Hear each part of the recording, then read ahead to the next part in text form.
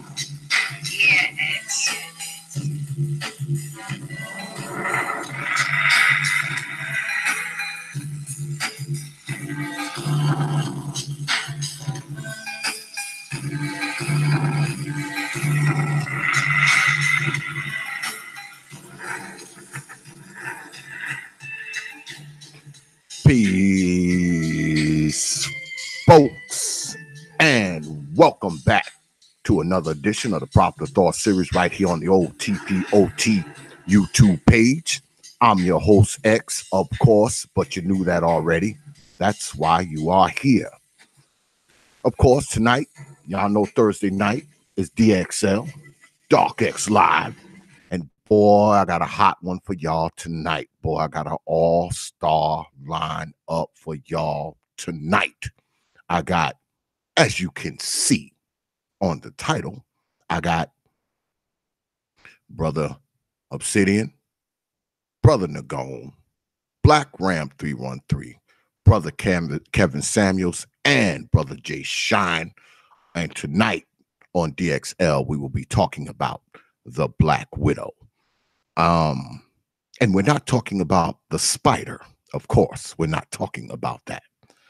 As y'all know, all we have to do is live to see it, and we all will be old one day.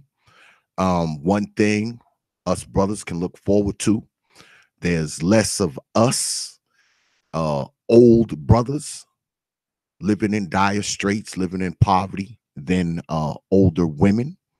There aren't many Black widows, as we all know, because there's not many Black wives. So they are a growing demographic. As far as poverty numbers go, their numbers are swelling fast. It should be something they should be concerned about. And tonight we're going to talk about it. We're going to go into everything. We're going to talk about the reasons for it. We're going to talk about the financial implications. We're going to talk about the burden on the family. We're going to talk about all of that. I'm going to be reading y'all some stats and figures tonight. I'm going to give you something to think about tonight, because guess what?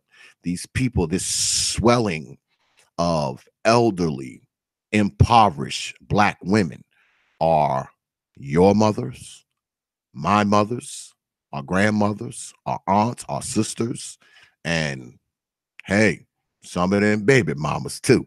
So we're gonna get at it tonight, boy. We're gonna get at it, and we're gonna get at it with an all-star lineup.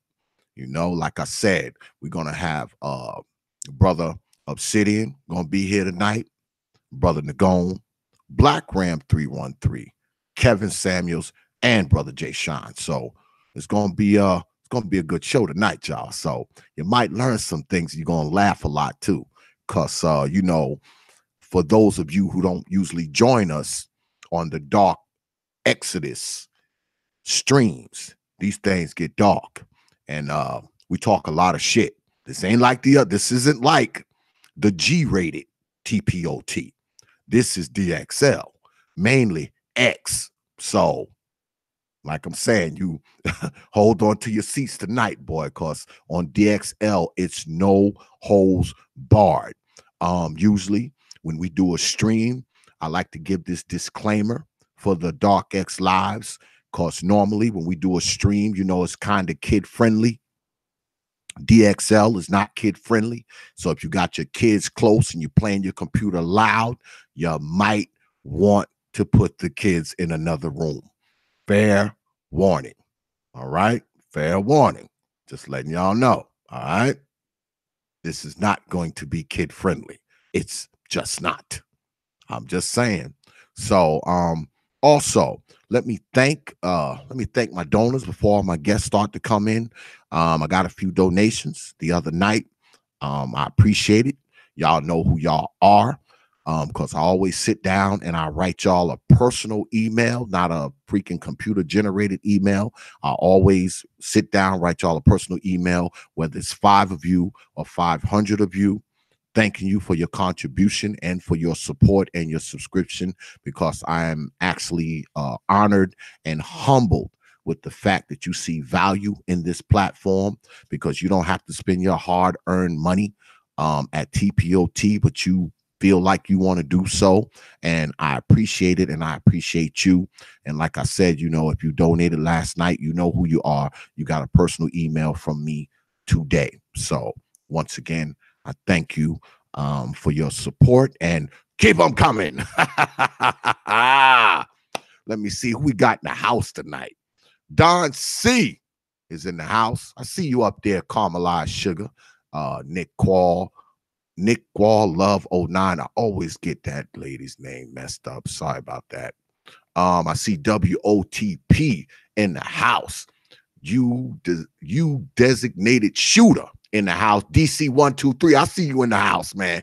I see you here, brother. One Way in the house as well. What's good, everybody? I hope y'all ready for this, because like I said, this is not going to be kid friendly. It's going to be very informative, but it's also going to be quite linguistically graphic. So but those of you who follow the Popular Thought series, you already know what we do here on DXL night. What's good, C Boogie? I see you up there. So as we wait for the guest, or should I say guest of honors, to come up in here, if you got questions for people on the panel, make sure you stick them in the chat. What's good, Nagone? Make sure you stick them in the chat if you got something you want to add. I'll try to get to it. It's going to be hard, y'all, because I got a lot of big personalities coming on here tonight. So it's going to be hard. So y'all got to bear with me. You know, I got a lot of big personalities going to be on the panel tonight. So y'all going to have to bear with me. All right. Lots of personalities, a lot of material to cover. So, all right, just bear with me. Y'all got to remember, X is kind of old. So, you know, and I might have to put my glasses on to read some of the shit. But I got them handy, though. So don't worry about it, all right? And they clean, all right? What's good, Jay Shine? I see you down there. What's good, brother? How you feeling? What's going on, man? What's good? What's good? Chilling, man. Sitting in the crib, being a father, doing some parenting. Doing some parenting, you know? Man, I'm just sitting here waiting for y'all to just file in here, running my mouth like I always do, you know, thanking my donors and all that kind of stuff. Oh, yeah. And speaking of donors, hold on a second, Brother Jay Shine. Speaking of donors and donations, if you're feeling generous with your coins, go ahead and drop a few in that bucket right there. See that? See that right there? Should be coming up about now. See, it looks like it's been swiped with a highlighter right there on top of the old Popular Thought series. Go ahead and drop a few coins in the bucket if you're feeling generous. It's greatly appreciated, because you know this is worth money. You know this is worth some money. All right? So, Oh, snap. I see ODJ in the house. What's good, ODJ? I see you up there. I see you up there. I see Nagone done dropped in the house. I guess we still waiting for Brother Samuels and BlackRam and Brother Obsidian and Brother Kevin Samuels. I don't see him in the chat room yet. So, okay, I see Brother Obsidian in the chat room. So he's making his way over here. All right. So we can go ahead and get started. Tonight I wanted to talk about this because I see this a lot. Not in my own family per se, because both of my grandmothers, my maternal grandmother and my paternal grandmother were both married. And my grandfathers, my paternal grandfather and my maternal grandfather, they died before my grandmothers did. So they were widows. My mom was a widow, because my old man, he died about 10 years before my mom died. So she was a widow. But the reason why I wanted to talk about this tonight is because the elderly Black women are a big demographic when we talk about poverty numbers. And I know people don't like to talk about this stuff, because it's our moms and our grandmoms, and mom is the golden calf and all that kind of shit. But y'all know I don't care about that shit. I refer you to my videos, Your Old Mama Part 1 and Your Old Mama Part 2. So y'all know I don't care about that kind of crap. So what's going on now is that, what's good, Brother Samuels? Hey, how are you? I'm good. Oh goodness. Like I said, they are a growing demographic, and they are swelling. They're swelling the poverty numbers. They are actually about close to 15% of the poverty numbers, I believe. So it's something to think about. It's something to think about for your mama. It's something to think about for your grandmama, your auntie, your baby mama. It's something to think about because it's real. All right. This is reality. Now, tonight, we're going to talk about the reasons why. We're going to talk about how it got this way. We're going to talk about the strain on certain geographic locations. I mean, we're going to talk about all of that if you want to. Yeah, Brother Samuels, if you want. It's on you, brother. Yeah, we're going to talk about all of that. We're going to talk about it all. Brother Obsidian's in the house. What's good, Brother Obsidian? Probably can't hear me. I think he muted. Yeah, I just unmuted myself. What's going on, Brother Xavier? Glad to be here. Thank you, everybody on the panel. Oh, absolutely, man. It's good to have you back in the house that TPOT built again, man. Yeah, what a couple months makes. Yeah, man. Yeah. Well, I was just telling the brothers. Well, let me read y'all this article. I pulled up a couple articles. Hey, quick question. Can you hear this music? No. Nope. No, can't hear anything. Okay. Go ahead. I need to change the audio settings. Go ahead. Okay. Let me just read y'all this quick article so we can kind of set the tone and where we going tonight. Now, according to Woman View, now this is a woman's site now, Woman View, the Shriver Center. According to them, this isn't one of the Black Manosphere research things. This is women themselves talking this. They say that the inequality of girls and women face over their lifetime accumulates, resulting in high poverty rates for older women. Although women experience higher rates of poverty than men at almost every point in their lifetimes, by 4% on average, the gap swells substantially for women 65 and older. The rate for women 65 and older is 4.7% higher than that for men of the same age. Once women reach 75 years of age, the gap is as large as 7.1%. Women's poverty rates across the board have failed to improve in the past 5 years. But for elderly women, the poverty rate has increased significantly. Among Americans 65 and older, almost twice as many women as men live in poverty. Women make up over 2/3 of the elderly poor at 68%. As many as half of all women aged 65 and older have incomes that render them economically insecure. Poverty is most extreme amongst older women who live alone. 1 in 5 lives in poverty. It continues. As with women overall, women of color, age 65 and older, have higher rates of poverty than white women. 20.9% of Black women, 19.6% of Hispanic women, 18.6% of Native American women, and 16% of Asian American women live in poverty, compared to 9.9% of white women.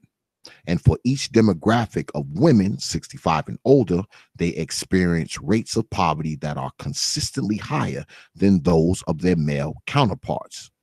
The rate for elderly white non-Hispanic men is 5.3%, 16.7% for Black men, 16.2% for Hispanic men, 17.8% for Native American men, and 13.1% for Asian American men. Now, women live longer than men on average, so they must stretch their savings and other retirement sources further, contributing to the higher poverty rates. But women start their older years at an economic disadvantage compared to men. For example, too many adult women have accumulated financial losses due to quote unquote discriminatory practices in healthcare. Now, the Affordable Care Act has banned gender rating, the widespread and arbitrary practice of charging women higher health insurance premiums than men. Prior to the passage of the ACA, women regularly paid more for plans that did not cover the same essentials for women, such as maternity services. The National Women's Law Center estimates that the gender rating costs women $1 billion annually. Even with the elimination of the gender rating, women suffer from some unique health needs, such as higher rates of functional impairments like memory loss and dementia, resulting in more costly health care costs. In 2009, older women spent more than twice as much for long-term services and supports than older men. Now, I want to, and what's good, brother BlackRam? I ain't even see you come in the door, man. What's good, brother? Brother BlackRam in the house.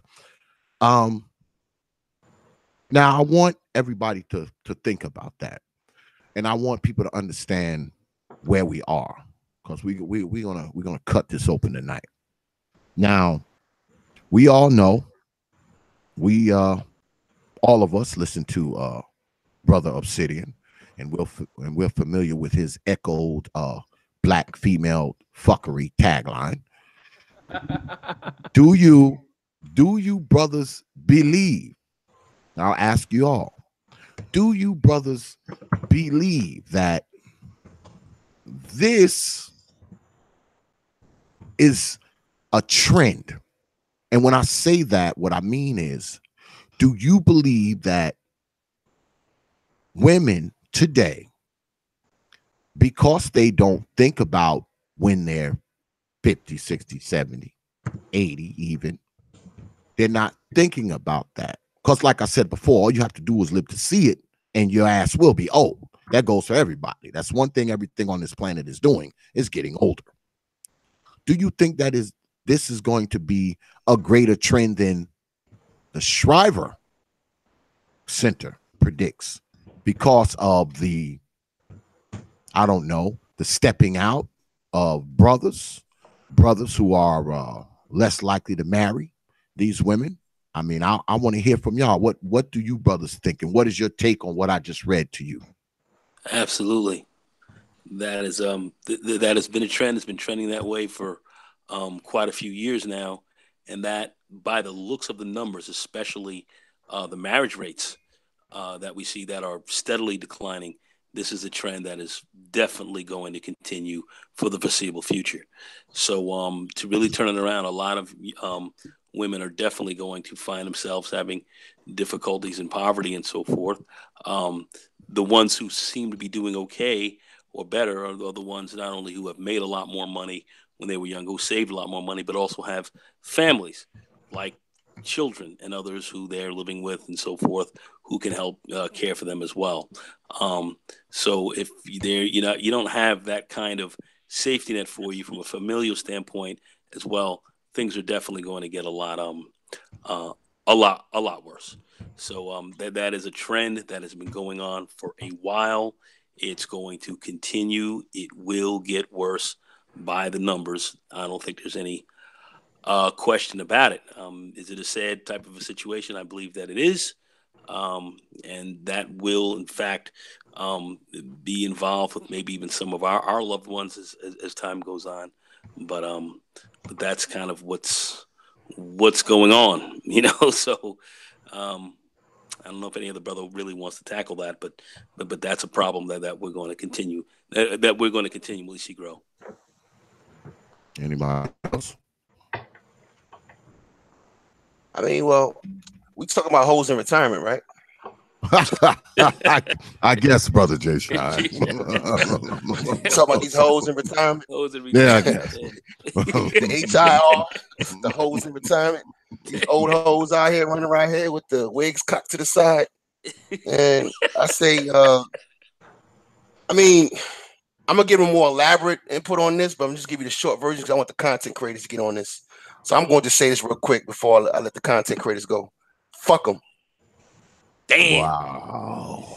Damn. And that pretty much says it all.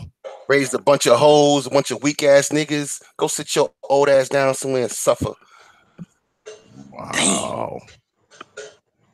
Anybody else? That's gonna be hard to follow. That's gonna be hard to follow. Well, I have talked about this on my podcast. I did a really well-known. You probably can still see it on my other channel.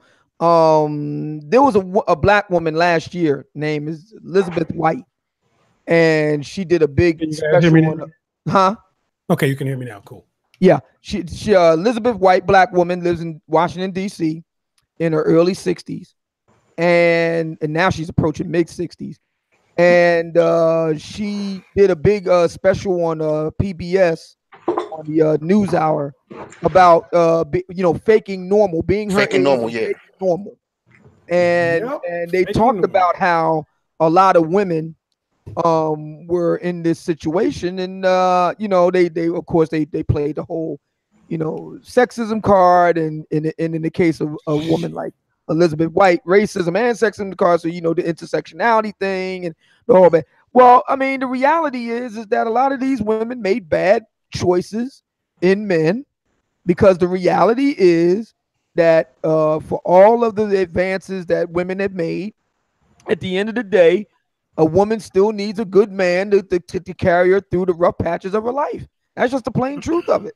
And a lot of these women made bad choices. In that video, wasn't there an old brother, old veteran, a black man that was helping her out? That's right.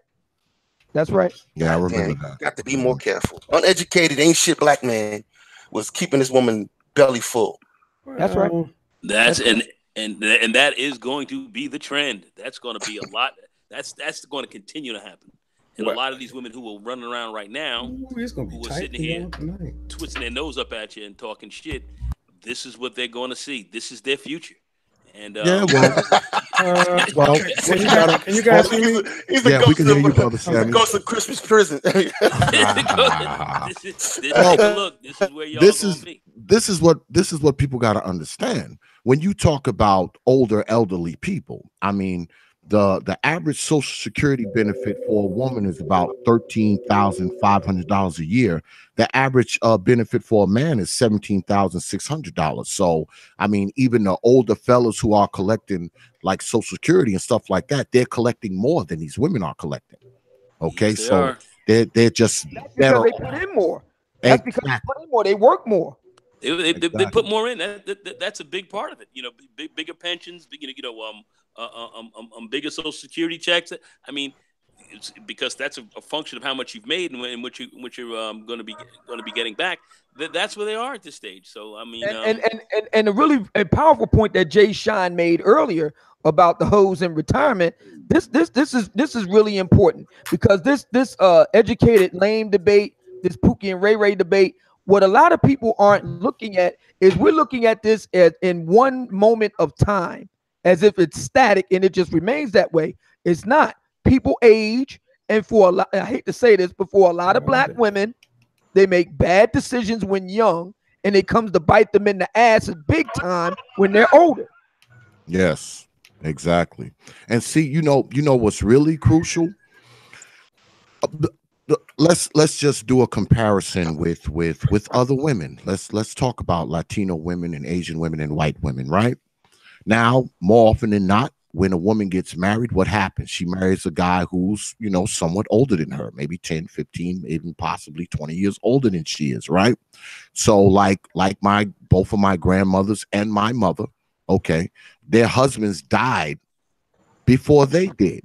Yep. And usually your husband dies and he dies, say he dies when he's 65 and this woman is only 49 or 50. She's not really eligible for Social Security yet, but guess what? She's eligible for his, okay? She's eligible for his. So even though her husband dies, okay, and she's not eligible for Social Security as of yet, she gets the husband's Social Security, when he dies. But see, welcome to Blog Talk Radio. The caveat to that is that you have to have a husband that dies before you can be collecting any type of benefits, even you're in your 50s. So you have a lot of black women who have never been married. So they get to be 50 years old and they have nothing. They don't have anything because they're not collecting their older husband's Social Security. All right. So basically, if they're lucky, they have a little ran down apartment with 10 goddamn locks on the door and maybe a little bit of food stamps or whatever coming in. Now, if they like 50 years old and they had a kid late, say they had a kid when they was like 35, 36, they still got a school age child in the house. All right.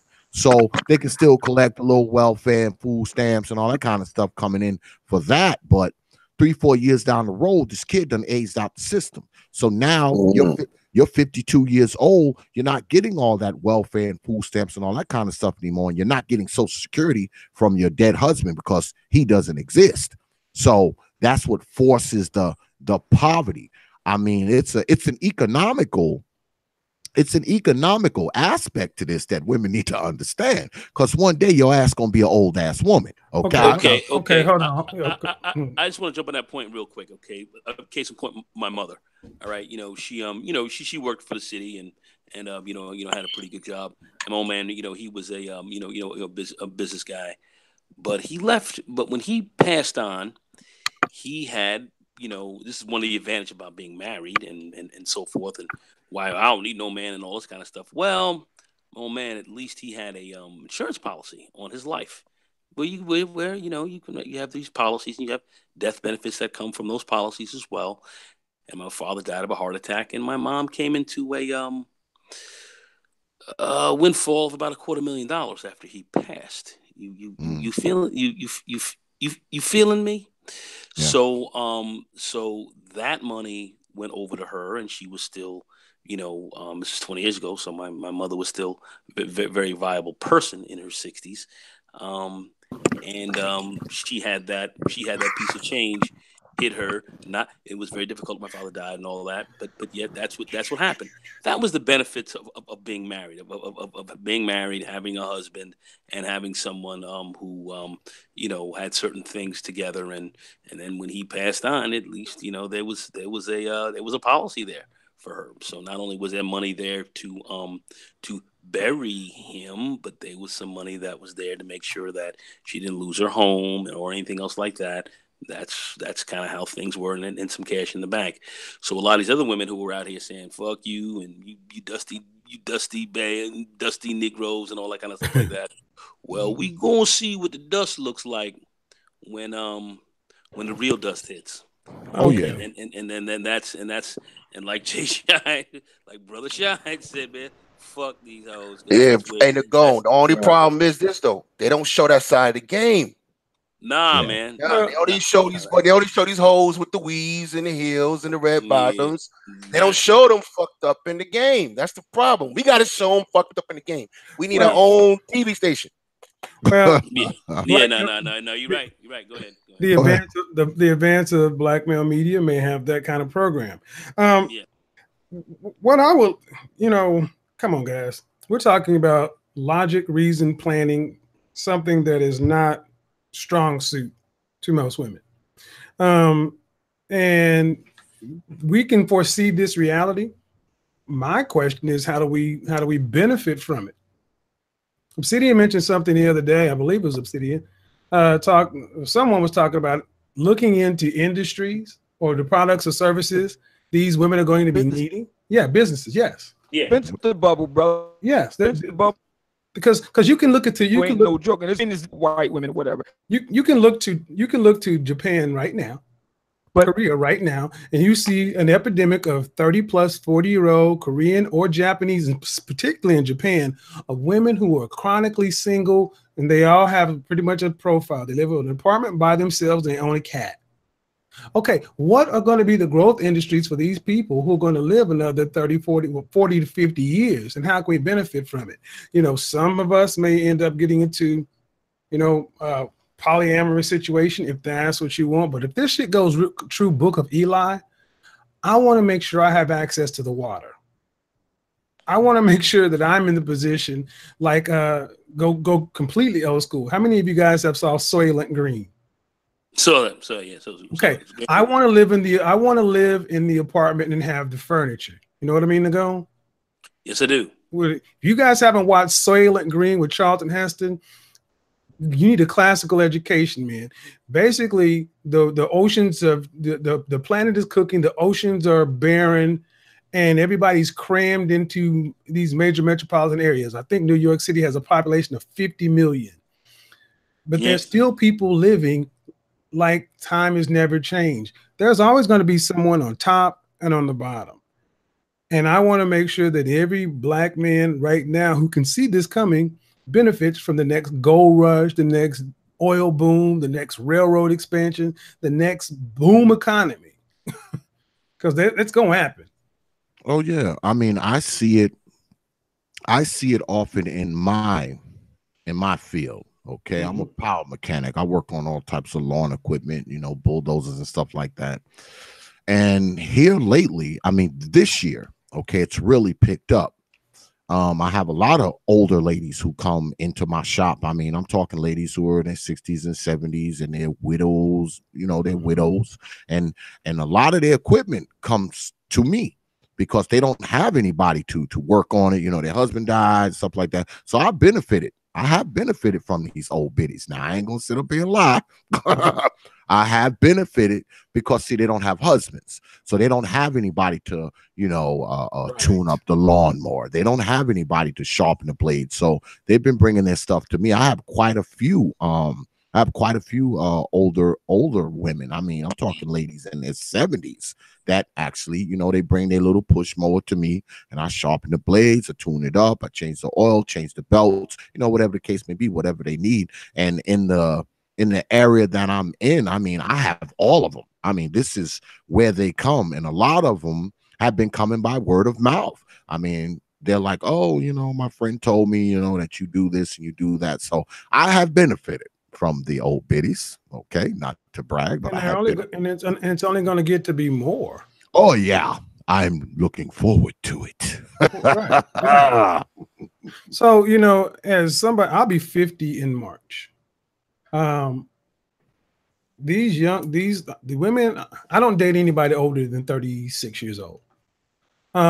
Because for the most part, I understand what women in my generation and a little bit younger, and it's what it's like for them. You can see the writing on the wall.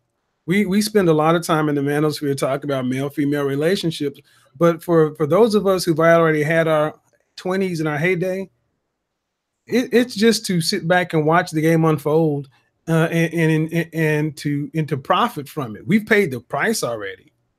They made their bed and they made their bed, they had their fun, and no one's going to be able to come to save them. And it's not a rude thing to say, that's just a statement of fact. Black men don't have the numbers to be able to save every black woman. We're outnumbered by a factor of what, 2.5 million, somewhere 2 to 3 million more. What will the future be for them except alone for a large portion, just by the math? And a lot of them poverty. I mean, and they outlive us, and they live longer, and they tend to live longer. Well, you know it's bad when you see, because you know when I go out and about and I go to stores and I see a lot of old women with a cart full of cat food, but you know they don't have a cat. So you know it's somewhat sad, you know, because they're eating meow mix and tender vittles and all this kind of stuff because they good times. Yeah, I mean, you know, they got a shopping cart full of cat food and they don't have a cat.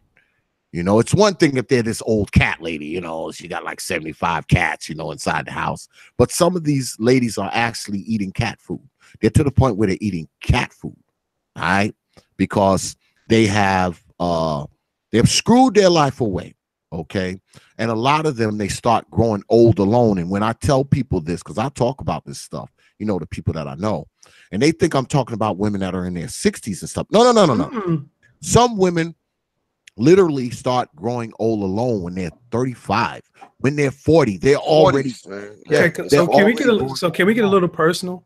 So how many how many guys on the panel are actively dating multiple women? Oh shit! Damn. All right, me. Okay, I am. No, Obsidian says he has his lady friend.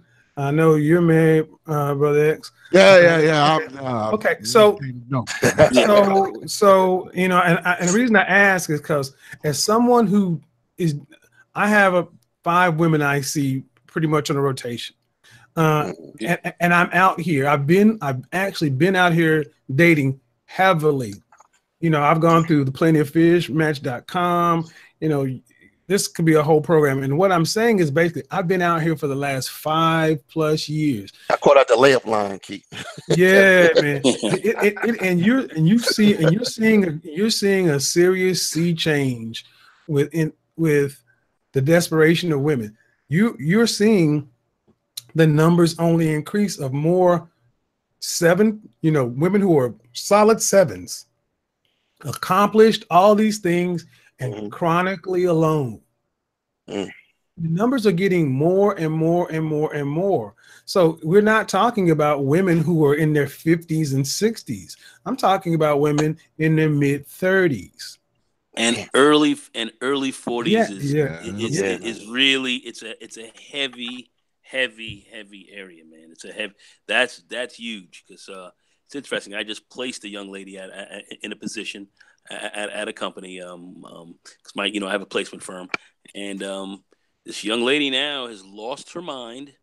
She's attractive as well, texting me every day, sending me pictures, calling me, inviting me out to her house, and I mean it's and then the young lady who I'm kind of I'm not seeing anyone seriously, but a lady who I'm friendly with, another sister who phone going off all the time. So when I'm with her, they go ding ding ding. This chick is texting. It's craziness, and this woman is basically she's attractive, but she's she's getting desperate, and these women, they are feeling the heat. She's got a new house she's got into. She's working on it now. She also's figuring, I need a man to help me out after a period of time because coming down the line, shit gets a little tight. I may have a little problem covering this, so I need a man here. I mean, the desperation is yeah. Can we talk about the insanity though of it?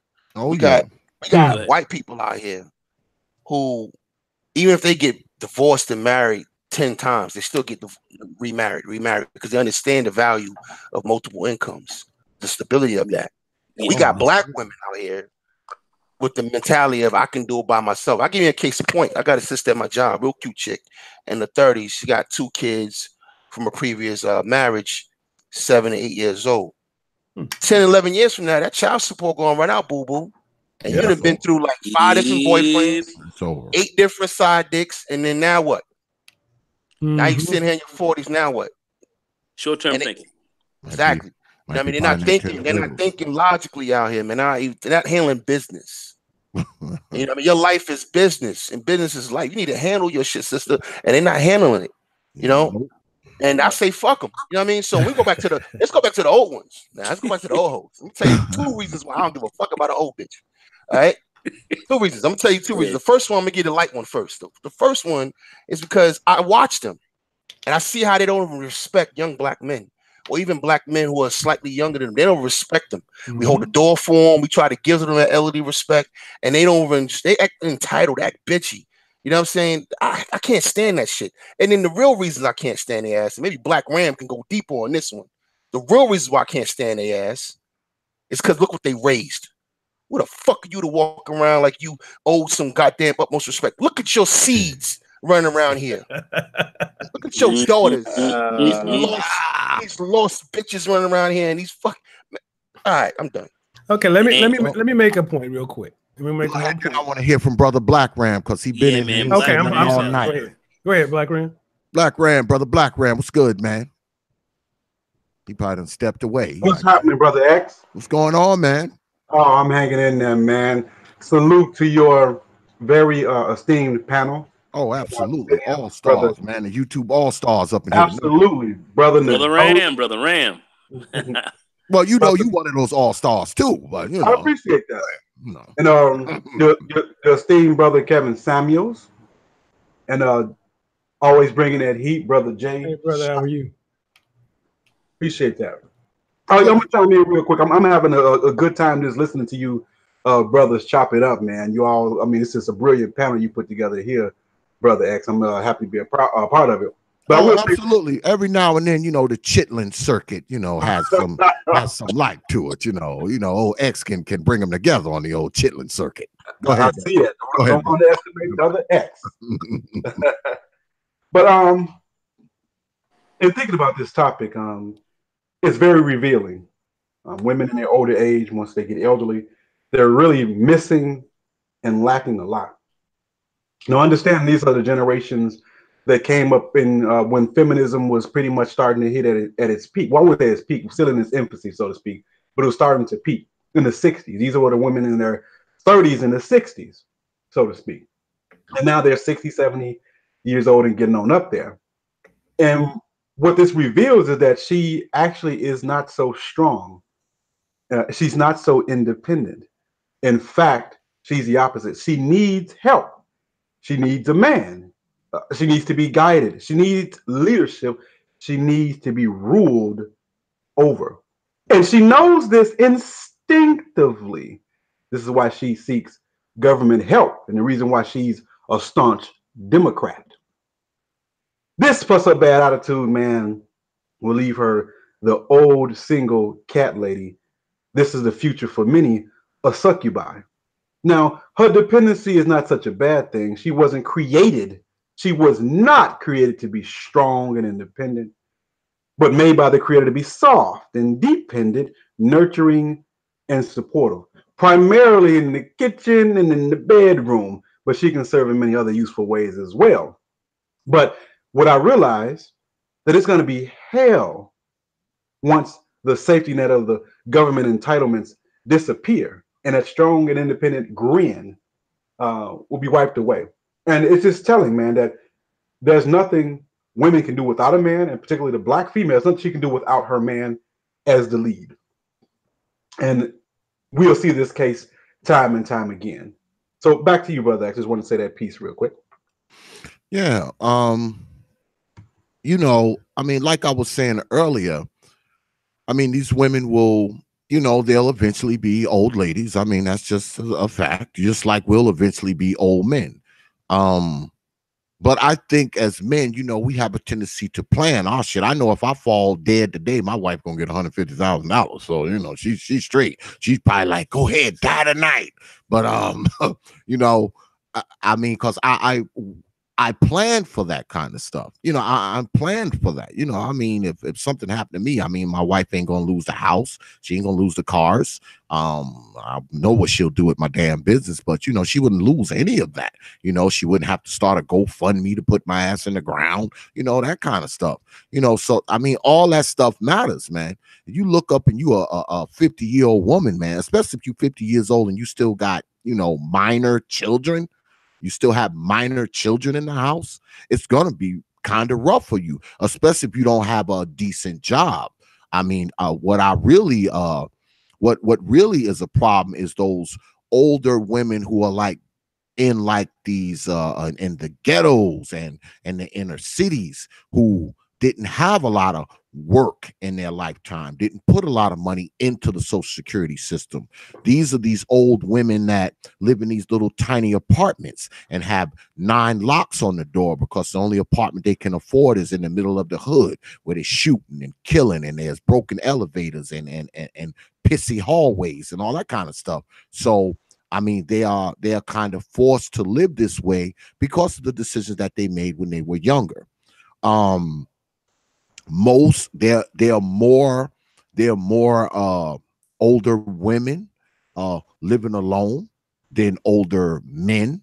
Older men are more likely to remarry if their spouse dies than a quote unquote widow will. You know, if you can find, you know, a widow, you know, because it's like the search for the black widow, if you can find one. So you have these women who they're starting to swell. They are a big percentage of the impoverished because, see, believe it or not, I mean, poverty isn't rising for you know, families, because you know, most people that live in poverty are people who have children. Those are the bulk of the people who live in poverty.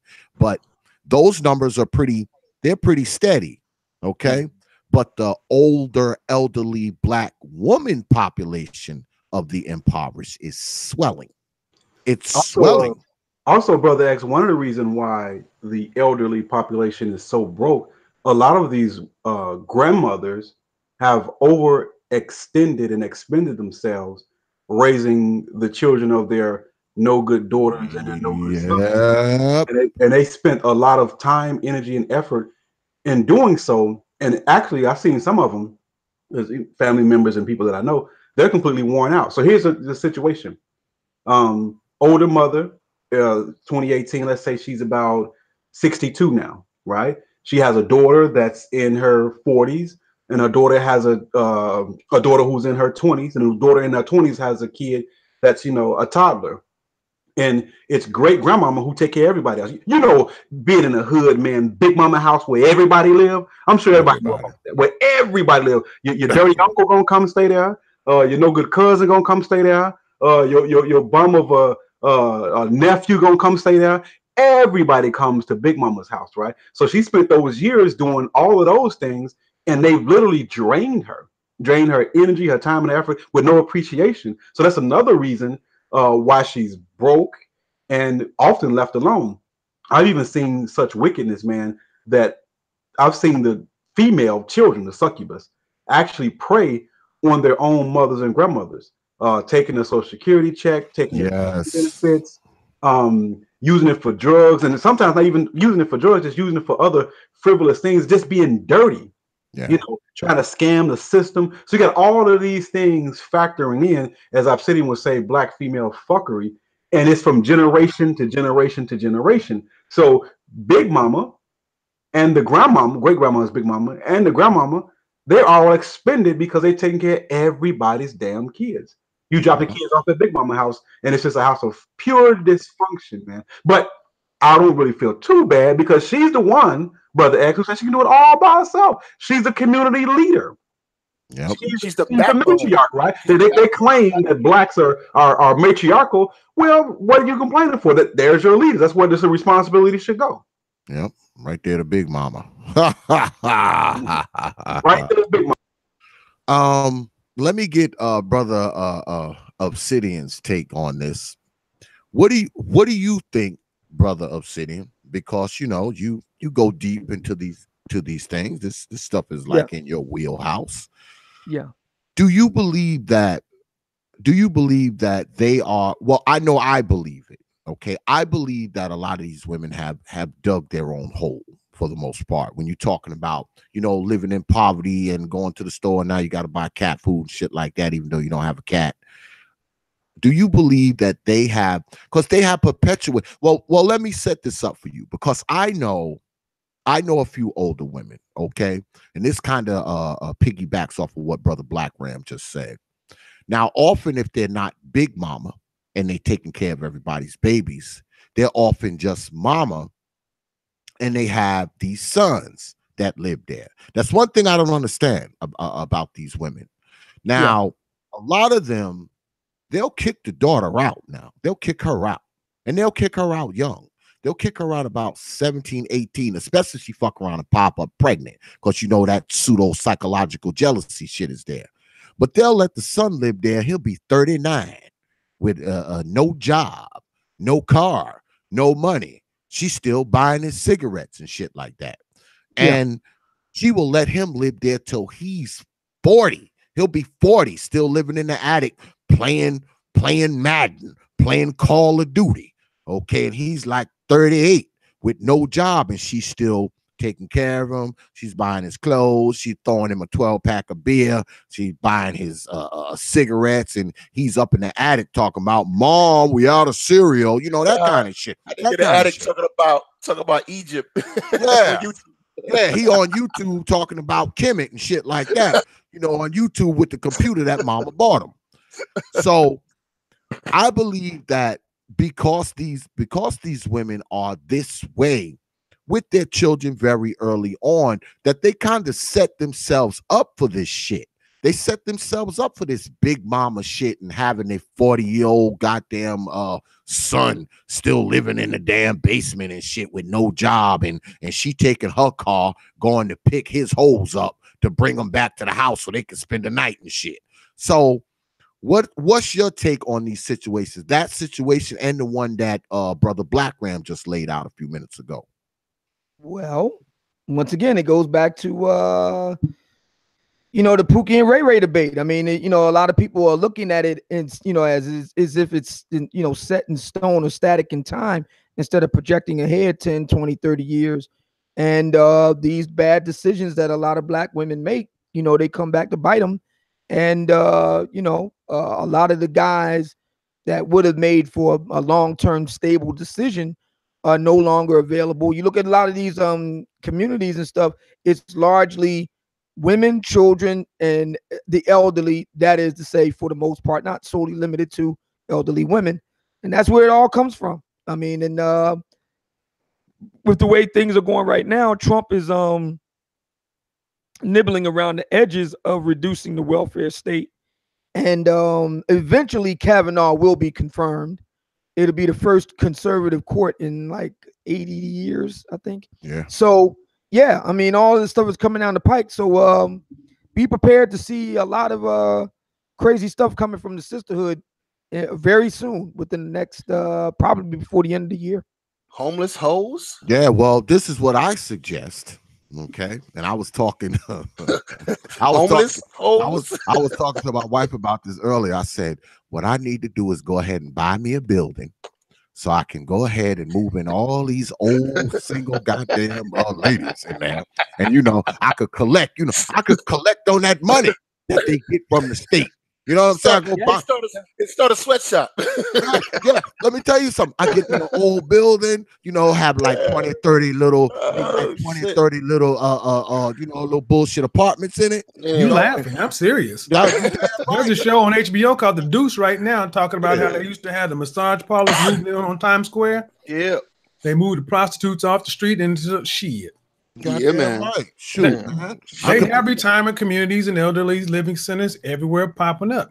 Why not get wealthy off of it? Buy one of those buildings and move them grannies up in there, so all that Social Security money could be going right in my goddamn bank account. And then start. Hold on, if you notice where's the largest group of STDs growing? There's a lot of hooking up that goes old on in those hoes, places. man. I told you, old hoes got there. Start running some old Macs up in there and start putting the crowds out, man. Please, man, I have a coming and going.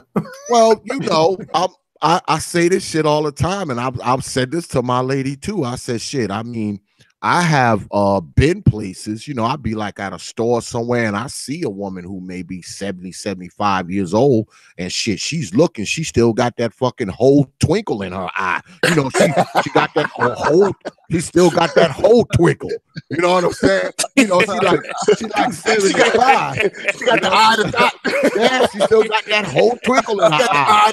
Yeah, she got the eye to thought. So, you know, even though she like 76 years old and got a damn walker, you know, she still got that whole look. What's the whole old hoes die hard and shit. But, this is what really got me, y'all. I was and I've told this story before. I gave somebody a ride to Nagone Medical Center. They had a medical appointment, right? And I gave them a ride there and shit, right? And they was in there for like maybe an hour and a half, 2 hours. They just went there for a checkup. And, you know, I was downstairs by the main door. I mean, the place is huge. I mean, it's like the size of a city block. It's a huge place. So I was down in the cafe waiting for them to get done, you know, get their physical and shit. And, you know, I'm sitting down by the cafe, and the cafe is, you know, right by the main entrance. And I'm sitting there drinking coffee and shit, you know, eating a sandwich. And I was just watching, you know, people come in there. And, you know, I seen maybe 15, 20, you know, OGs coming there. You know, these old dudes was like maybe 60, 70, maybe 80. You know, they was coming in their canes and they walkers and they wheelchairs. And every single one of those OGs that came in there, these old brothers had somebody with them. They had like a younger dude, you know, they had like maybe a younger girl, or they had like maybe like a nurse's aide or something, you know, helping them get on in there and push their wheelchair and shit like that. But I also saw about 20 old ass black women, and every single one of them old black women came in there by themselves, rolling their own wheelchair, barely getting in there, boy, with they walking cane. And I was like, ain't that a bitch?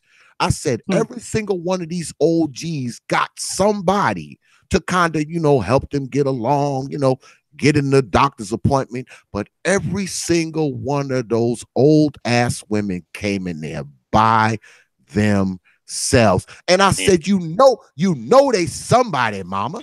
Ain't no way all them, you see 20, 70-year-old women and they ain't nobody mama. Well, that's why I asked how many people are actually out here dating, because if you're actually out here in the market, you see this is going to get far worse. I mean, as somebody who spends a lot of times in the mall and in the stores, I just walk around and see the amount of women who are unattached. Every time I look at a black woman, I automatically, when I'm looking up and down, I'll go to her left hand. 90+% of the time, I don't see a wedding ring. These women are not married, Kevin. You know that. They ain't married. They ain't married, man. And the thing is, now, like I'm talking about Soylent Green, I'm only going to deal with, he said that the old players had one dude. You're going to be able to get every guy who didn't have his heyday is coming. You're going to be 40, with a lot of guys. Go ahead. What a lot of guys don't understand is the older you get, the more women you have. It's like shooting fish in a barrel.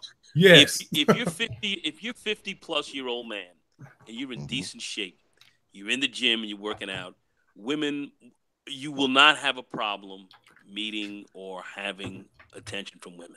Obsidian, I don't care what anybody. Yeah. He ain't the handsomest guy in the world. You don't have to be. meet me in Atlanta for a week. You will have that. It's shooting fish in a fucking barrel. Yeah, At the your, end of the day, your sexual market value is up there, man. It's up there. Of course, and remember, a man's sexual marketplace value, ours is longer than that of a woman. I'm going. It's much longer. I'm going to Atlanta for 10. Oh, sorry. No, go ahead. No. You have a tremendous you have a tremendous advantage, man. Mhm. Kevin. It's pretty funny. I'm sure you might go to some of your old your fraternity nationals and all that kind of stuff. And you may go there. You see all the brothers, and then you see all the women who kind of come out and kind of hang out. And as you get older and you go there, you see more women kind of coming to these nationals and stuff and hanging around. And what are they looking for? They're coming there looking to grab a dude. Yes, and sir. it's the older women and the older brothers who come in their 40s and 50s. There's some hens out there just laying for your ass, like groupies at these joints. I mean, it's kind of funny, but that's what you're looking at. So I mean, this is the reality, and a lot of these women, they start to realize this when they start hitting their late 40s and 50s that oh shit, the jig is up, and the game changes. That's why I kind of laugh. I laugh at what Jay Shine says, man. But he says, "Fuck these old hoes, fuck them, man." Because they put themselves in that position. That's kind of a hard statement, but there's a lot of truth to that. And Nagone, I don't know if you heard that live stream I did with Jap last year, and I told a story about an old chick and her daughter. And I was, I had to pick between the old chick and the daughter. I was in between them. The daughter was younger than me. The chick was older than me. The mother was older than me.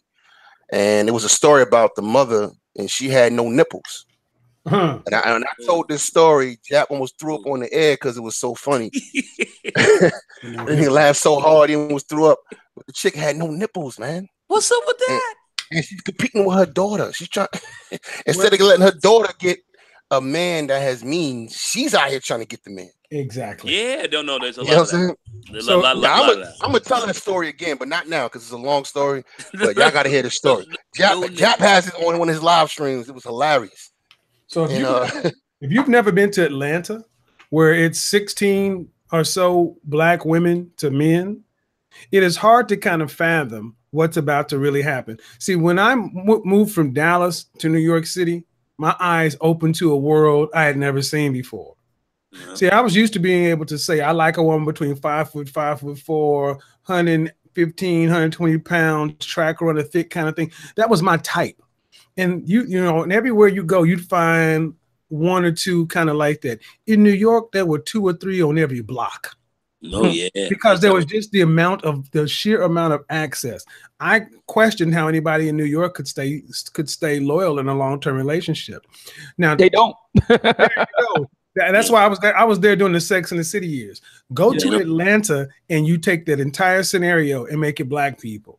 That's why I said, Obsidian, you live in a fucking food desert of beauty.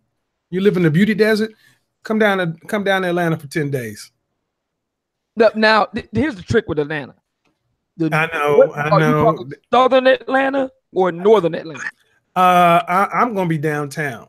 So I guess I'll be closer to the affluent part where Nicole, Michelle, and them live. Right. Buckhead? Buckhead. Yeah, is that the richer part where Lenox Mall? Yeah. Come on, man. You know me. Come on. So I'm going to be going down just to make content, hang out. But there's a completely different energy when you're in a place where you're in more of a demand. Many of us have never lived in a spot where there's a demand for us. So that's why I set it up that way, New York to Atlanta. Men, black men in particular, like you said, is the older you get, the more women you got coming your direction. You sure do. Be new to a lot of guys. This is going to be the first time in a guy's life. So just like Jay Sean was like, fuck them. My question is, okay, well, what about when they're all pretty much lined up waiting for you and you can have what it is you want and you can still be selective and say, fuck the rest of them. Yeah, fuck them, but fuck them. You know what I mean? Fuck them, but fuck them.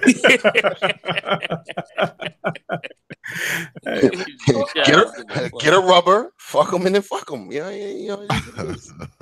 You can have whichever one you like, huh? The choice would be yours, huh? Well, the thing is, men, we are very rigid. If we're a Cowboys fan, we're a Cowboys fan for life. We don't tend to waver on principles and things like this. Women, being social creatures, they move. So, are we prepared for these cat ladies, these widows, these succubus, these women who are going to be chronically alone? There's going to be a percentage of them who aren't going to just go into that calm good night. They're going to try to change to try to get on. Yeah. You've seen it happen already. I've seen some women that I know that do some hard as hard can be and end up inside 3 years. I'm like, who is this person? Feminine, just sit. Yes. And it was not a trick to get what they wanted, and they didn't change. Like I said, the biggest trick was my mother. Well, if my mother changed, I was not prepared for this. But she did not want to die. That woman didn't want to die by herself. So she did what she needed to do. Women are survivalists. Yes, they are. They are survivalists. Survivalists. It's pretty funny. This is pretty funny. I'll break this down to you guys. Now, my ex, who I would not go back with, but she was going. She had her boyfriend there. You know, we broke up. Had a boyfriend. He died. Okay, this dude died. She died on her. So now she's like, oh fuck, you know. Now she's trying to like monkey branch back here, like, oh, how's your dad doing? And talk to my daughter, and and been dropping me texts here and there, and I'm like, all the time. This shit ain't going down again, honey. This ain't ever going down again. This bad boy is done and going out to sea. But this is where people like her are. They're starting to think, well, damn. Well, at least we're getting a little bit old. Maybe I can get back with him. No. Hey, there you go. You ever remember the girl give you that dog look? You know how a dog is like, you know, you about to leave out the house and the dog is giving you that. Yeah, that dog like, come on, man. Can I go with you? Can I go with you? Get your ass in that cage, man. Oh, and that's what it is. So when you're a woman around 54, 55, you know, and you know, you're not in your prime anymore, you know, a lot of older guys, 55, you know, and 60 and so forth, 65 and 70, you know, if they're in decent shape, you know, there's a few opportunities out there for them. So it's not like they gotta hook up with you anymore. They got to. And my baby mama is you know, she's one of the stubborn ones though. How old is she? Well, baby mama, 37. Yeah, she got 20 years. Yeah, 37. But she's hurting right now. She's doing Uber and cleaning Airbnbs and shit. So when she dropped the kid off and she rolling away, she gives me that look, you know. Mm-hmm. Absolutely. See, let me ask you something, brother. What's funny about this is, right? Come by, you know, I get my grand, you know, we hang out, you know, we talk. He's playing football and shit now, so I kind of rolled him a little bit, and you know, she's like, well, yeah, if you're going to the game, I kind of want to go out. I kind of want to go with you guys right now. I'm like, yeah, I got him myself. Why don't you kind of, you know, go on your own there? You know, I'll see you over there at the game. All right. And so I just get in the car and drive him off and take off because I don't want to be anywhere around her. Here she is now. This dude died. Yep. And I'm sitting there saying, I figure you get close to me again, I'm gonna die. So let me get the fuck away from you. You are toxic. You know, you the succubus. Let me step off. And literally trying to monkey branch back, and it's so strange. See, these women, they it's the brother in like the chat room. The older I get, the clearer this game becomes. It just becomes very clear. That's why that red pill boy, you gotta that shit is a lifesaver. It's a lifesaver.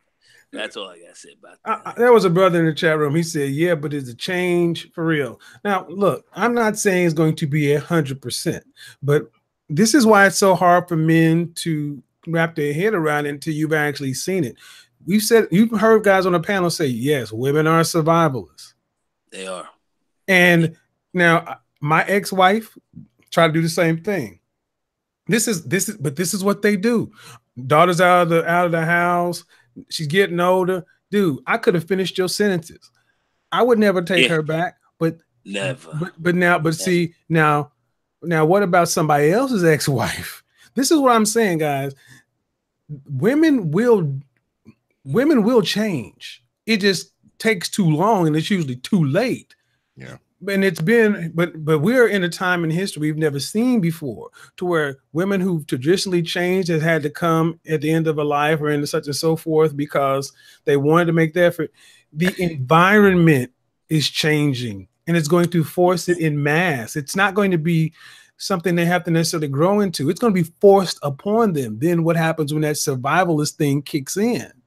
You know, hell, there's a reason why you see Book of Eli and you see these women who were power attorneys, such and so forth, and in The Walking Dead, all of a sudden holding themselves out for a sandwich. I mean, that's going on right now in South Korea, by the way. That's going on right now as we speak in South Korea. It goes on in Japan because what happens with a lot of older Japanese women, you know, if they don't have a husband or whatever, and they don't have that kind of Social Security hooking them up, they're on the streets. A lot of these women are on the streets. They are out there on the streets begging. Aren't they called like throwaway women or something in Asia? If they're like over like 25 or 30 and they're not married, call them leftover women. Yeah, they call them like throwaway women or something. Yeah, leftover women. I mean, you know, it's serious business. So you have to be thinking out here. And I know a lot of these women they don't think the system has set them up to try to tear you out of the frame and all of that. But once you know, there's a great leveling coming down, and that's where we're at in this. And a lot of brothers are going to have some fun. They're going to have some fun. Of course they are. Hold on. They're going to have some fun. Of course they are, man. Now let's not give a half-ass report to all you good-looking women over 40 who still got it going on a little bit. There's still enough simps out here. There's still time. Yeah, there's still got time. You still got time. Not much. Not much. You know what I mean? And he might be looking crazy. He might not have all the money. He might have a little dick, but hey, it's something. I mean, these women will take it. And you know, and I saw one young lady. They better. We're supposed to take care of you, men, when you get older.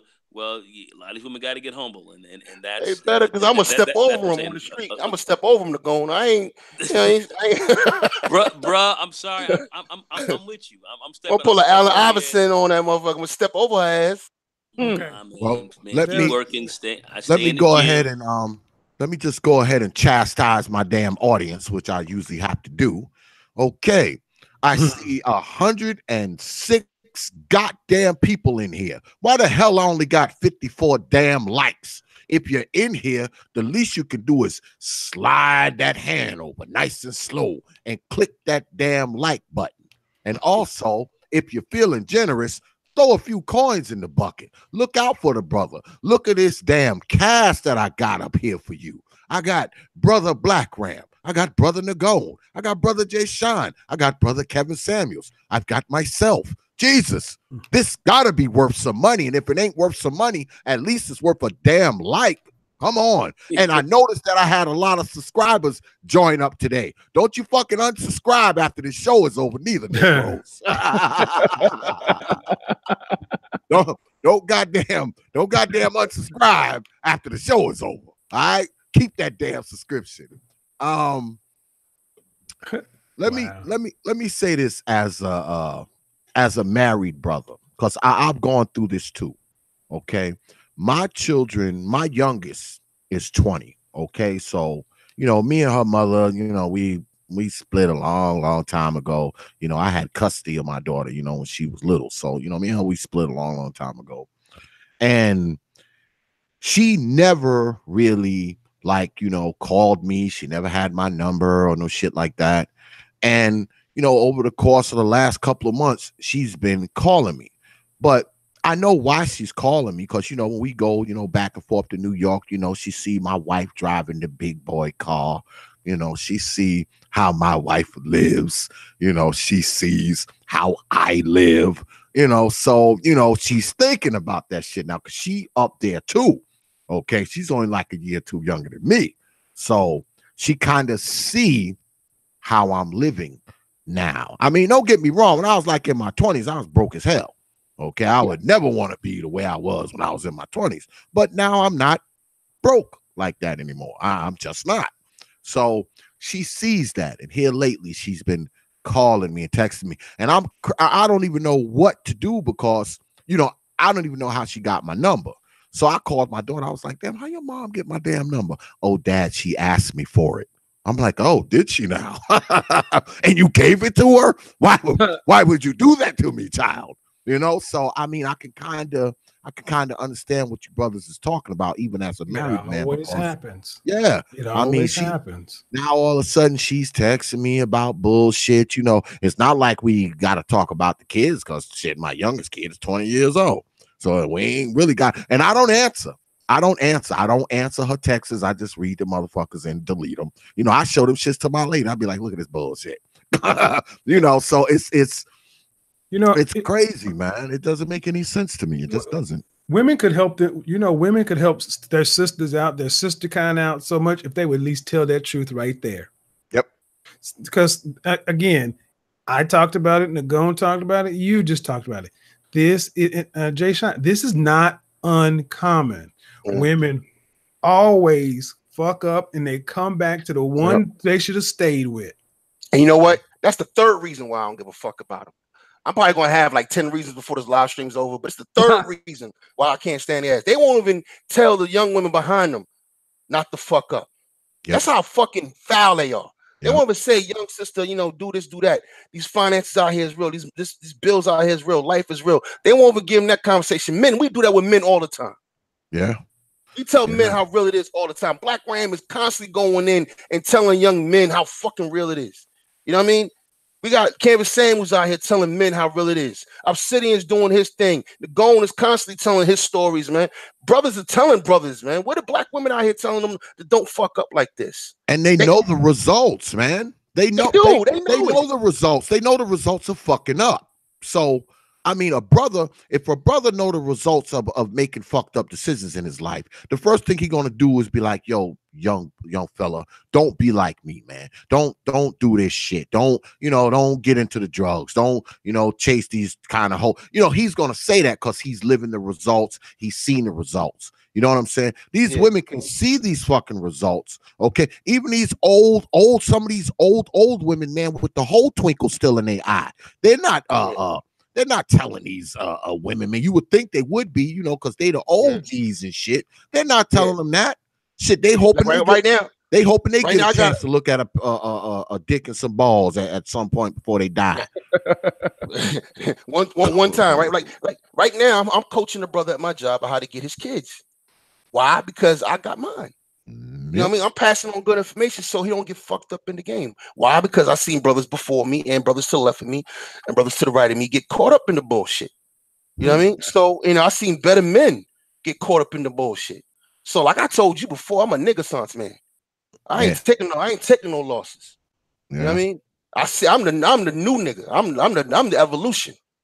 I'm about getting your kids, getting your house, getting your paper right. Yeah. Fuck these bitches. You know what I mean? Money right, man. You talking the real deal. Money right. And stop being a tender dick nigga and fall in love with these big booty hoes, man. Yeah. And fucking your life up. Yeah. Boy, and that's some true shit, man. I talk about it. See, the thing that I've seen so much of at my age, you start between the ages of 45 and 65. You start seeing motherfuckers dying up in this piece. You start seeing motherfuckers kind of going out before their time, kind of early. Yeah, you see a lot of them going out, man, behind a lot of these females, and not me. And these are not all of these females, but I'm just saying there are those that are out here that are going to suck you dry. When you hear Brother Ram talk about the succubus, that's what's getting these dudes. Yeah. And you get caught up with that succubus going to take you out. And a lot of brothers get caught up running up behind this, and they lose everything behind it. And I've seen it far too much. And that's why, we have to be very careful about what we do. My whole thing, keep your mind right, get your money right, body right, and all that. Keep that shit right. And, really focus on a lot on your game. I think you'll be all right. But, if you can run it, there'll be some decent sisters out here. They will be some of you run into them. But, you got to be real careful as well, because this is, this is no game. But we are going to see a lot more of these. These cat petting fucking ladies going. And it's just a numbers game, because they're going to be they're less brothers than they're going to be women in just brute numbers anyway. So that's just how that is. That's just brute numbers. And then when you start getting into like who's gonna hook up and really hook with quality women and all that, it's a whole other game. So, Obsidian, we were talking about that business piece, man. We got to get up on that, man, because that is a growth industry, bro. I want to get that building. Bro.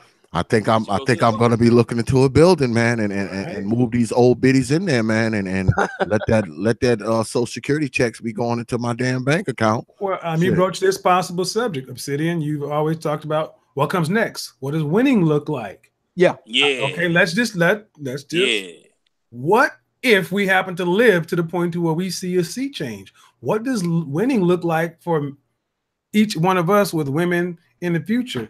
I mean, if we have some Soylent Green shit happening, are you prepared to where you may actually have it the last 10, 20 years of your life, have a bevy of young women wanting to feed you grapes and fan you? I mean, that kind of shit.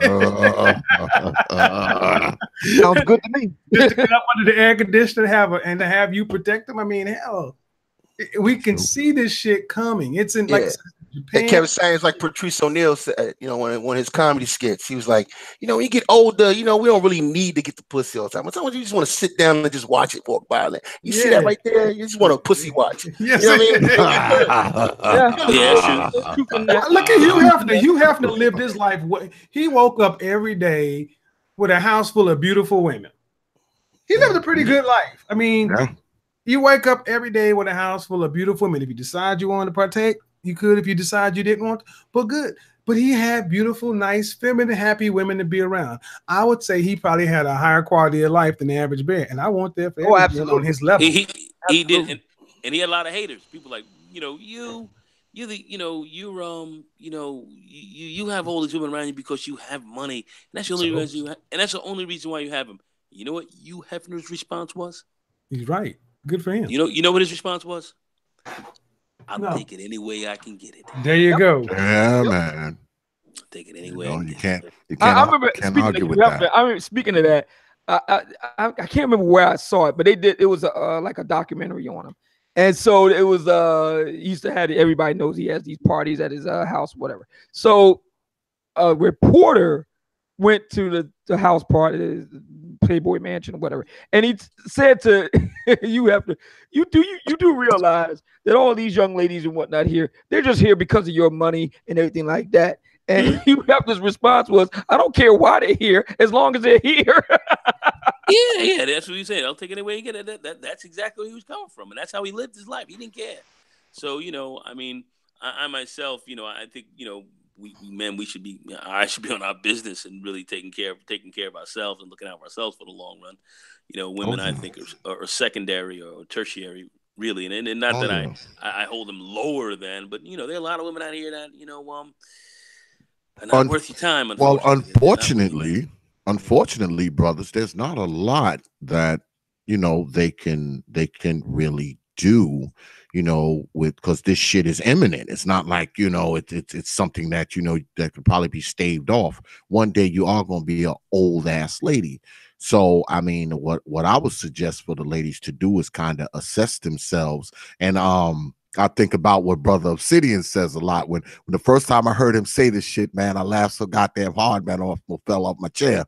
He said, if you want to know what your standing is as a woman, just take off your clothes and get in front of a full goddamn mirror. That's where you are. Hardcore truth. Yeah. So assess yourself and see what just like for many men, in Black America, it's a little bit different because it's a fact that Black women as a group place a much higher emphasis on a man's physical appearance. But even then, the Phil Advice show situation just goes to show you that only goes but so far. This whole thing with Phil is blowing up because Phil is very successful. He's doing very well financially. The last time I checked, 1,700 Patreons. If you do $5 per average, you're looking at $102,000 a year. That ain't nothing to sneeze at. So, it's just the same thing with a man. If you want to know what women are available to you potentially, it's real simple. Go to your bank statement. That's your answer. That's your answer. That's your answer right there. Well, I mean, it's Darwinianism, and this is a straight rip from Tom Likas. It's Darwinianism at its finest. Men get the best chicks that they can afford. Women get the most successful men that their looks can attract. That's how it works. it's true. Very, very true. Very, very. And for any woman, if you want to know where you rank, it's real simple. Strip, get nude in front of a full-length mirror. There's your answer.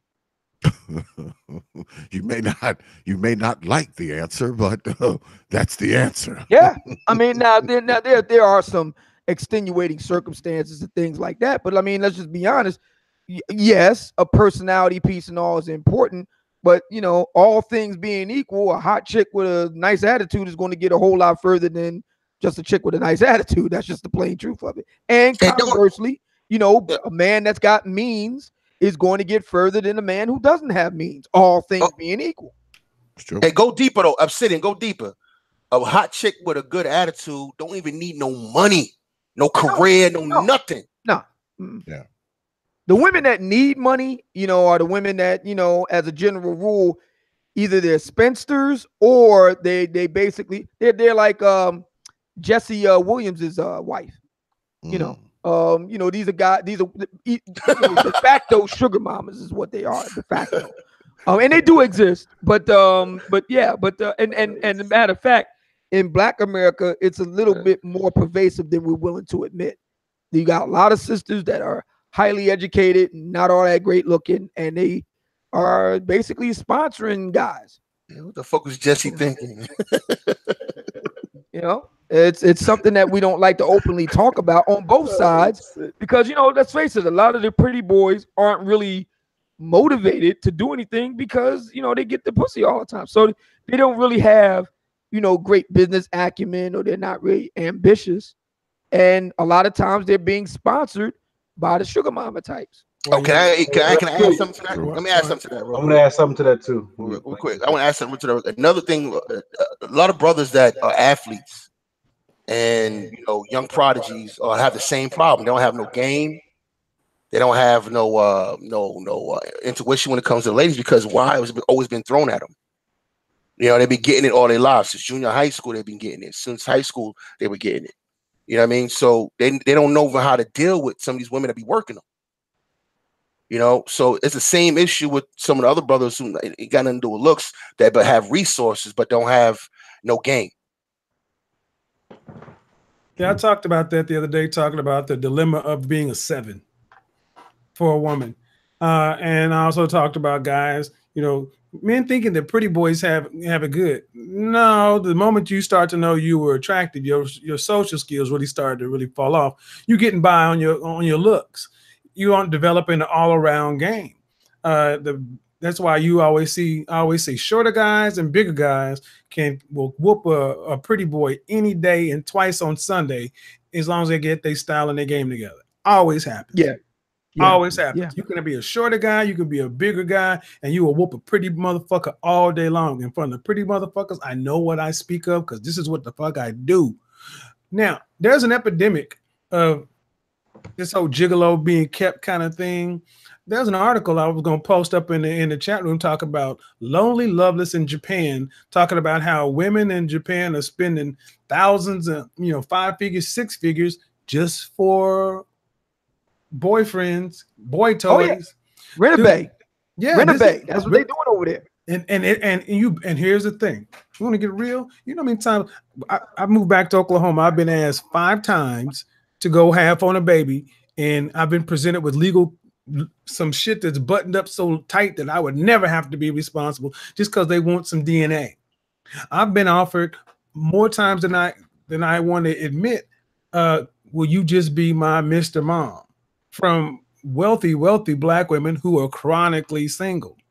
They're not just doing it for the models. They're doing it for average dudes, man, because a lot of these women realize they have prioritized the wrong things. So what do they have left?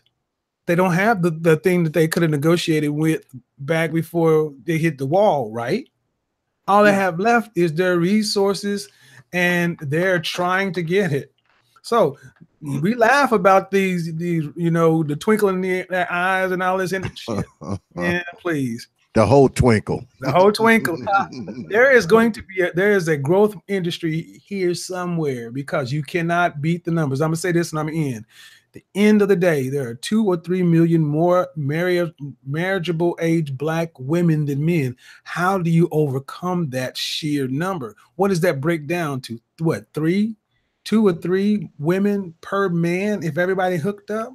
Hey, Kevin, don't forget about the men that are incarcerated or the men that are not only incarcerated, the men who are homeless and unemployed as well. Yeah. So you add those numbers. So then you start looking at a factor of what? That means that if every man could have a 5-woman rotation, 5 women with him, and it's socially acceptable. You know, we can't imagine that in today's environment because we're supposed to be equals. This was not that foreign of a concept several hundred years ago. We may end up back there, whether they want to admit it in public. Because, like I said, I started this off, said I'm dating 5 women right now, right? With the 6th possible. They all know about each other. Kevin, it's not going to happen because you're not talking about women. You're talking about women with common sense. Yeah, these women ain't got no common sense. So, well, I would say this. Let me say this. More sensible as time goes on. Let me say, the harder the wall is hit, the more sensible many of them become because it becomes down to survival. Let me tell you this: that will start to happen after a period. But anyway, the women I'm seeing are bona fide bad bitches. Okay. They are all, and they would have been as saucy and as sassy in their twinkling 20s as any of the next ones. I said they all know about each other because what Nagone said is 100% right. They get sensible as it gets older. And see, the thing is, I don't have them walk around with the scarlet letter A on their head saying, you've lost, you've been broken. But they know they've lost and they're get in where they fit in. It is amazing. There's always been a certain relationship that exists between a man and a woman. And there will be plenty of women who will be able to say, Obsidian, you got your lady friend? She's got rank? Okay, cool. Can I get in on every other Tuesday? What you call it? The Tuesday guy or the Tuesday man or something they call it. Yeah. I had a friend, a little girlfriend. She was talking about need a Tuesday night man. That's it. Tuesday night man. Do not underestimate women's ability to actually be reasonable in the face of survival. I made a Patreon video talking about, because I've dated some beautiful women, some high 9s, 10s, and I'm gonna tell you, the shit stinks just like everybody else. Somebody said it earlier today. Somebody somewhere is sick of her shit too. That is real. That was my uncle. That was my uncle. Yeah. He was in Harlem. That's been a meme. A super fine killer. Mm-hmm. That's been a meme for a long time. When Bo Derek on 10, let me tell you, as someone who's had some fine broads, models, chicks that have been in movies, Victoria's Secret's mom, trust me, they're more insecure than a typical chick. Yeah, they are. There's a lot that goes along with these women that they're not nearly as, because they're more scarce, they're like diamonds, but they really just as common as fucking zirconias. yeah. And that's why a lot of guys who have a gift of gab, who ain't the smoothest looking dudes, can bag them easy. And a lot of dudes say, how the fuck did he bag that? He's walked up to her and started talking to her, dude, started kicking some shit to her. A lot of these chicks go with that. But anyhow, like I said, looks certainly help, but there are other avenues that you can use to gain advantage. That's good for the ladies who are. And can we get the goddamn likes up, you people? Can we get the damn likes up? This right here makes no sense. Why is this number so much higher than this number? I got 113 of you in here right now, but I only got 74 damn likes. You mean to tell me you sitting up here all this time watching some shit you don't like? That makes no damn sense. All right? You're watching something that you don't like? That makes no sense. You're crazy. What's the matter with you? And also, if you're feeling generous, throw a few coins in the bucket. Maybe y'all don't like the Streamlabs, but I do got the PayPal as well because I'm here to please. It's a little easier. You hit that button and it'll take you right to the old Proper Thought Series PayPal page and drop a few coins in the bucket. It is greatly appreciated because you know this is worth money. The things that we talk about, when you talk about you brothers talk about the older women. And when we talk about older women, you know, we talking, you know, 40s, I guess, maybe, you know, mid 50s or whatever. Because once you get to be, I say this all the time too. I tell this to my daughters. Okay. I say, if your ass get to be like 40, 41 and ain't nobody slid a ring on your finger yet, it's probably not going to happen. I mean, you know, there are the exceptions. But if no one has slipped a ring on your finger, by the time you're about 40, 41, you better get used to just, you know, kind of being, you know, somebody's piece. Or, you know, you got to get, you have to come to a realization of it. Okay. And I've said this to women who are that age. I've talked to a couple women who are like 38, 39, 40, and, you know, they're not married. And I told them, I said, well, you're at that age now. You're sort of like, because a lot of them don't kind of understand the wall, you know, unless they involved with media. They have no idea what the wall is. I'm like, well, you know, you at that wall age now, girl. And they're like, what? I'm like, yeah, you know, it's like when you take, you know, like a drink or some mud or something, and you throw it up against the wall. What direction does it travel? It doesn't travel up. It travels down, and eventually it hits the goddamn floor. I said, when you get to be 38, 39, 40 years old and nobody slid a ring over your finger, I mean, that's kind of where it's going on at. Now, mind you, you could still get somebody to come in there and fuck you. You got a pussy, of course. You know, that motherfucker come in there and slide your drawers across your legs. But once you get to be like 40 years old, ain't nobody slide no ring across your finger. And when I say that shit, they're like, and I'm like, I'm like, yeah, that's kind of how it goes. You know, I mean, you done messed up, you know, especially, you know, once the crow's feet start to settle in, you know, the ass sags, you know, the breasts look like you holding 2 slices of fucking pizza with an olive at the end of it. You know, once you get, you know, once you get there, you know, it's kind of, you know, it's just, you know, you got to get used to just being, you know, you might just have to get used to either buying a vibrator or just being somebody's, you know, somebody's fuck piece. You know, because that's kind of where you're gonna be at. And man, let me tell you something. I've lost a few female friends behind saying that shit. I've lost a few female associates behind the shit that I say. You know, I'm fucked up. But you know, it's the truth though, man. I mean, you know, I try to keep it real. Try to keep it real with these ladies. Because see, there's something I gotta share with you, brothers. Let me just clear this up while I got. You know, all of you here, you know, because there's just us here, right? There we go. Now, people will tell you, okay, and this is a serious moment, by the way. People will tell you that X is some placater, some fucking simp, some goddamn woman ass kisser. But let me be the first to tell you, brothers and sisters and whoever's listening, I was red pill before red pill was fucking popular. Okay, when I was in my 20s, when I was in my early 20s, I didn't give a shit what I said to women. I called them hoes, bitches, all that shit. I walk right into a room of fucking women and be like, "What's up, hoes?" Right off the rip. All right.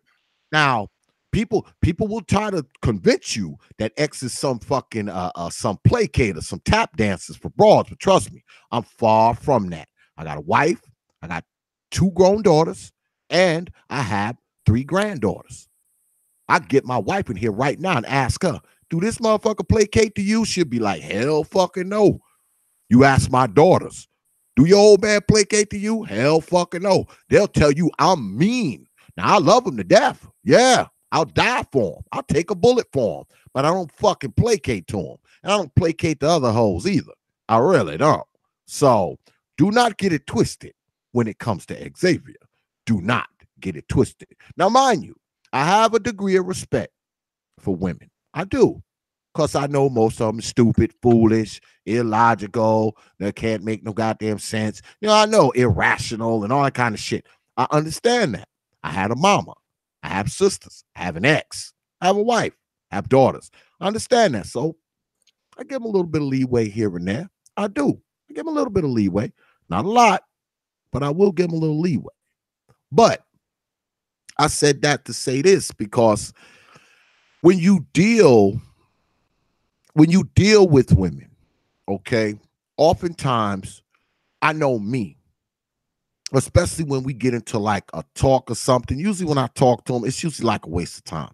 Because see, the shit I say to them, they're not really going to take in. They either going to get offended, or they're going to think, you just crazy. Because see, no matter how hard your truths are, they never going to really receive it, man. You have a minority of them that will, but for the most part, they're never really going to receive it. Because see, what they're going to do is say, oh, you fucked up, you disrespectful, you're vulgar, you're this, you're that, you hate your mother, the whole litany of bullshit. So this is kind of what you get when you talk to women. You know what I'm saying? I mean, my wife, she's used to it, because I've been talking to her ass like this ever since we met. So she understands. My daughters, they understand.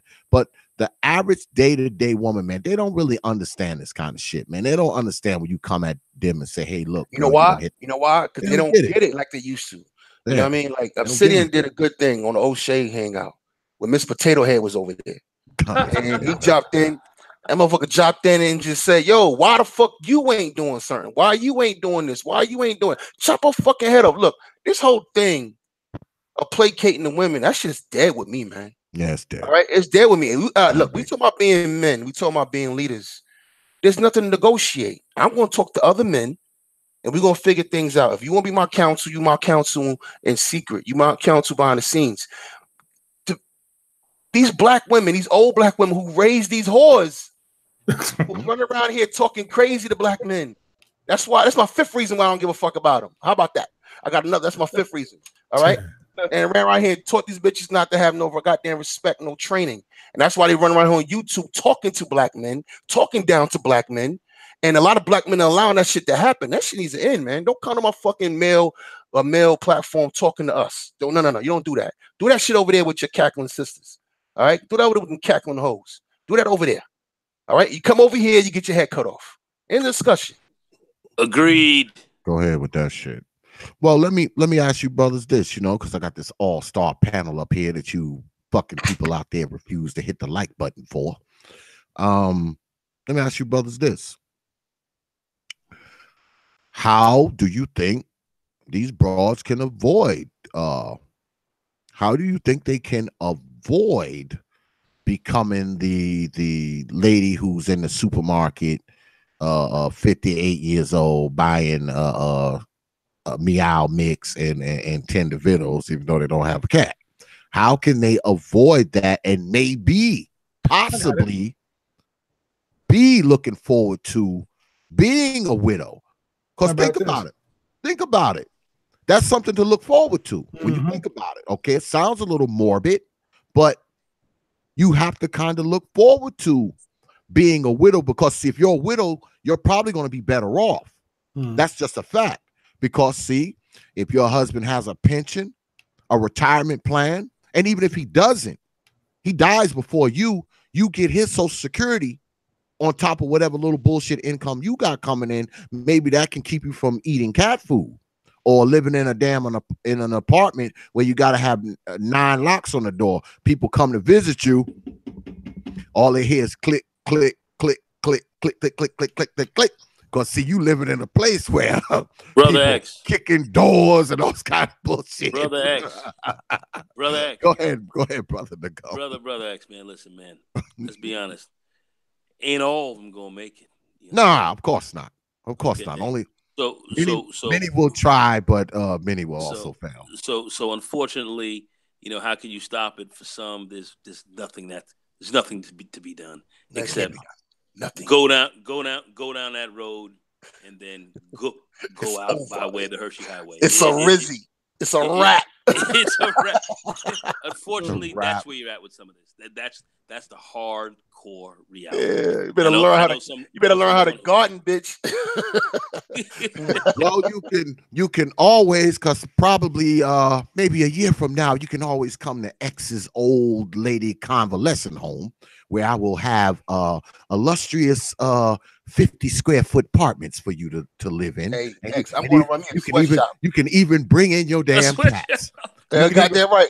And I'm taking taking all your programs. I'm taking all your programs. I'm taking the Section 8. I'm taking the all that shit. Yeah. I'm taking all that shit. Whatever you got, I don't give a shit. So Hey, come on over to X's old lady homes. Hey, X, I'm coming like this, like that. Miss Coming Phyllis. to you 2019. So grandma, you gonna have a place to stay. Hey, Miss Phyllis. Miss Phyllis. Hey, Miss Phyllis, you been in here all goddamn day. You only sold one sweater. That's my future. Yeah, come on through. I'm telling you, man, I'm really thinking about that shit, man. I mean, should you get one of them buildings, man, turn that shit into some apartments, man, them old biddies, because a lot of them live anyway. So I might as well be getting that damn social security check. I might as well be getting that. You know, my rent will be cheap. You know, I charge like $500 a month. You know, I don't want all the check, just most of it. Yeah, that's most of it. Not all of it. Just most of it. To work. Put that old ass to work. Well, I will say this. I will say this. Go ahead. No, I'm saying I was gonna say ask Obsidian what did he think on this, man?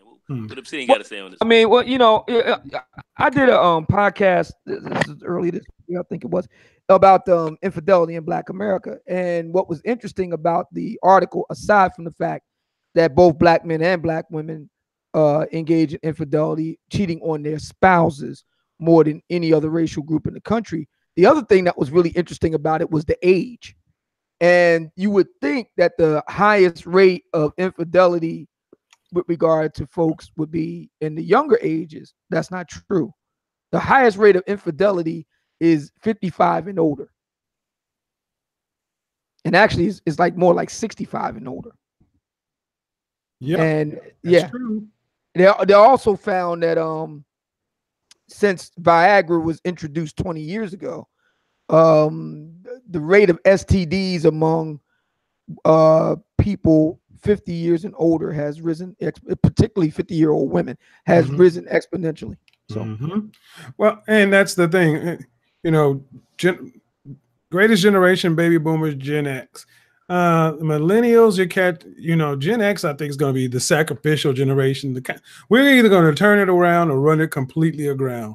I think that's going to be our general lot in life. I agree. Because I'm seeing a lot of this Generation Z coming up after the millennials who are saying, I don't want to go down that path like my mom and my grandmother. How do we get better? I've said that I've had plenty of young women really are trying to learn some of these lessons. You asked the question, what can some of these women do? Well, the first thing starts with looking yourself dead in the mirror and getting real with who you are. Getting real with who you are and where you are in life. And if that moves you to actually start being accountable for yourself, realizing that you need some damn therapy, woman. We all need some counseling. You need some therapy to go take care of some of these damn issues. So if you want a shot at dealing with anybody, you need to clear out the junk in your trunk and then start figuring out what men your age or the men you want to eat. They're not eating what you're serving. You need to find out what they want to eat and serve it. And what it tends to be is femininity, cooperation, and beauty. What can you do on those fronts?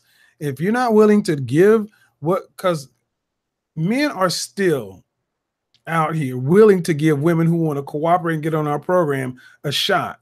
But the older you get, the more accomplished you get, the more you get to where you need to be, the shorter your fuse is, and the fewer mistakes a woman can make. All it takes is to say you're strong, independent, and blank more than 3 times, and I don't talk to you anymore.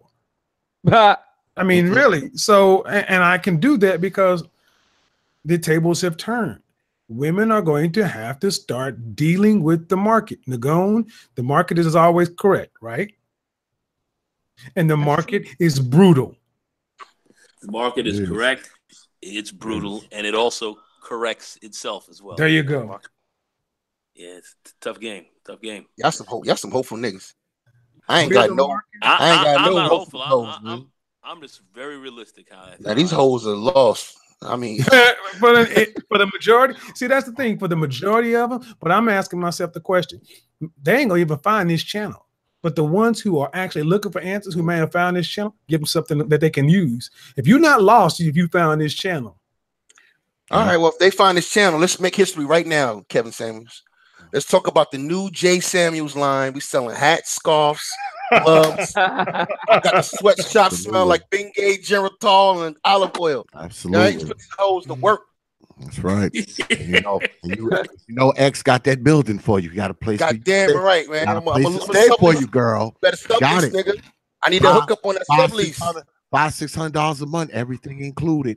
Yeah, man. They just closed another. Hey, Donald Trump just closed another home, nigga. Come on, get the sublease going. Yeah, women will always buy what they think will make them look attractive to men and make women jealous. So you want to sell something and tell these women, hey, you found this channel, you want to get your shit together? Here, you need to wear this, do this, look like this, smell like this. Then you get a chance to get that man. That's what. And if you selling dreams, boy. And to be honest, hey, that's all that you know. You got to sell hope. Hey, Obama now. You know what? Hey, brother Ram, we gotta stay on this, man. Brother Ram, yeah. Let me hear BlackRam. Let me hear BlackRam take on this. I ain't heard much from Ram tonight. Well, there's one factor we must always count on and look at when you're dealing with women and them being responsible, them paying the price for their decisions, their fuckery, them being abandoned and left alone, and having to struggle. There's one factor that I always like to talk about on my channel. I have declared on my channel, because this is my worldview, I declare this day and age that we now live is coming to a close. But the day and age in which we now live is the day of the female. The day of the female lead, the day of the female rulership. Many coworkers of mine, many people I know, there are all types of women in this type of situation. When she was younger, she was a harlot, a straight strumpet, a whore, having sex with multiple men over and over throughout her lifetime, multiple baby daddies, sometimes 2 and 3, sometimes 4 and 5. Typical black female that I've encountered in my lifetime in my city has 2 kids by 2 different guys. And even if she just have one, there's always a situation that occurs. I have a coworker. Women find him handsome. Whenever they see him, they always run up to him and singing his praises. They give him a lot of attention. Tall, dark-skinned brother, very well built, in the gym all the time. This particular brother has no children. This particular brother is about 34 years old. However, this particular brother, instead of finding him the best mate possible or the best mate available, his wife is a single mother, has a 17-year-old daughter who he is saving up for her college, who he bought a car for, and also a situation in which he's done this over and over again for all the women he's dealt with. So this is how this brother does it. He meets a woman with kids and decides to play stepdaddy all of the time. Not even once thinking to himself, maybe I should have my own children, my own legacy. Now he's thinking about having children with a woman who's already procreated with another man and is almost 40 years old. And this type of brother is common. Another woman was telling me recently that her child graduated from college and the child didn't have a real father around, but the stepdaddy was there. Now, I'm not trying to put down stepdaddies because a lot of us find ourselves in certain situations and then we have a red pill later. But my point is that no matter how low a woman goes, there's someone that's willing to bend over backwards, some simp that's willing to bend over backwards and save her regardless of whatever situation she's in. And simping is like 95%. I noticed a tendency in the manosphere, not everybody, but I noticed a tendency to think that most men think like us. I've even heard women come to my channel saying, well, I'm trying to figure out how men think. And they are unaware that most men don't think like us. They don't have our perspective. They don't have our worldview. They don't have our character traits. Most men are pure simps. And they do anything they will do anything to be with a woman. I'm not talking about guys who are just down their luck, they broke. I'm talking about brothers that have their financial game together, but they're blue pill simps. They have their body game together. P-U-R-E. Right, like Nagone says, they got their money right. They got their body right, they got their paper right, but they do not have their minds right. And these type of men are the ones these females prey on. So let me just give a quick example. Guys forget that women run game. So a woman will meet a guy that got his stuff together, and since she's about to hit the wall, she's ready to get married, she'll get with him, she'll suck him off, cook, clean for him, act like she's the greatest thing that ever happened to her, and he'll fall for it. He'll fall for it. Hook, line, and sinker. And now all of his resources is going to raise her bastard children, so to speak, the children of another man. So instead of entitling himself, having his own genetic legacy. Now think about this, brother. I want y'all to think about this real quick. There are a lot of men that I know of personally, not one, not two, not a few, but many, who have sacrificed their own genetic legacy to take care of and raise another man's genetic legacy on purpose. Now, how weak can you get? But these are the men that are out here. So this is why these women think they dime pieces. This is why these women have these entitlement attitudes. This is why they think they all of that. Not in every city. There are things that started to coming around, like Kevin Samuel said in Atlanta. So things are starting to come around. How there's still a large segment of women who get everything they could ever ask for from a man and still unsatisfied. And still to go and dip off with another guy, still have a side piece. I mean, everything they want. I mean, think about it. These guys bottomless pit. Absolutely. These guys are wifing up literally old thoughts, making their dreams come true. How low can you go? So it's rough out here, man. So you can never underestimate the heart of a champion. I like to say you can never underestimate the lowness or the depravity of a simp. And that is why he is BlackRam. I know the BlackRam. He don't fuck around. Bottom line shit right there. Third string stuff. Oh my God. No third term for Obama. That's hard to follow, boy. But, we talk about brother BlackRam, so you already know what it is.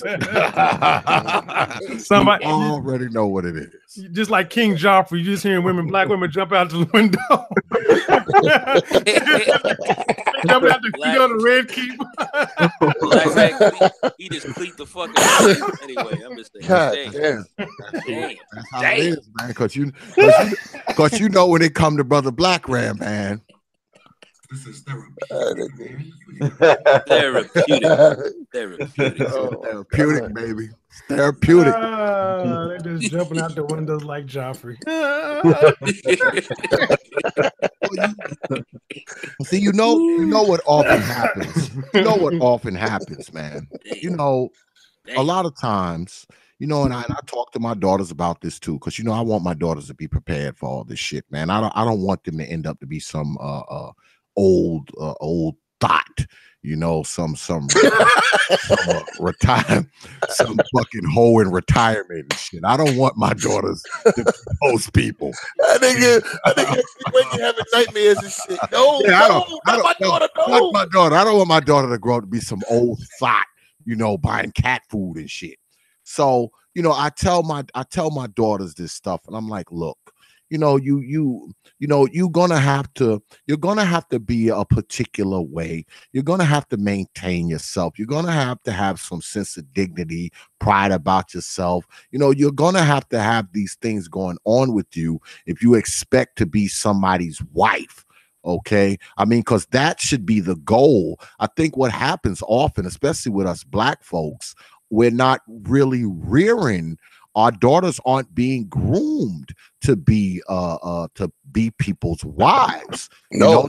Just like many of our sons aren't being groomed to be people's husbands. So when you get these people who aren't groomed to be husbands, and you get these women who aren't groomed to be wives, no one gets married. So of course there's not a lot of black widows, because there's not a lot of black wives. So, to be a widow, you have to be a wife first. So, and it's a problem because there's more women, like we spoke of tonight, there's more women than there are men, so more than likely you're going to have more old geezer women than you're going to have old geezer men walking around. And see, the thing with men, because, I mean, one thing about an old G, OG is more likely to get him a little gig as opposed to an old female, you know? So even if he is collecting Social Security or something, because I know a lot of OGs that I see around here, they have jobs as security guards and, you know, maintenance men and, you know, shit like that. You know, I mean, they are OG, but they still making paper and they collecting that Social Security check. So, you know, they can, you know, they can scruff out a living. You got these women, especially when you're talking about the old ghetto hoes. I mean, they bucked and sucked their life away. Okay, they reared kids up until the time they was like 50. They still think they got it, so they open the goddamn club trying to shake it, even though you know they got droopy asses and titties that look like a slice of pizza. I mean, and they thinking that, you know, they trying to live that dream and shit. Yeah, they trying to live that dream and shit, and it's never going to happen, you know, because people feel for them, but they just can't reach them. So, I mean, they have to kind of be realistic about this stuff. And this is the things that I tell my daughters, you know, because like I said, I don't want my daughters to grow up to be some old hoe, God damn it, some retired hoe with she's 65 years old. She still got the whole twinkle in her eye, you know, when she up in the supermarket looking at younger guys and shit.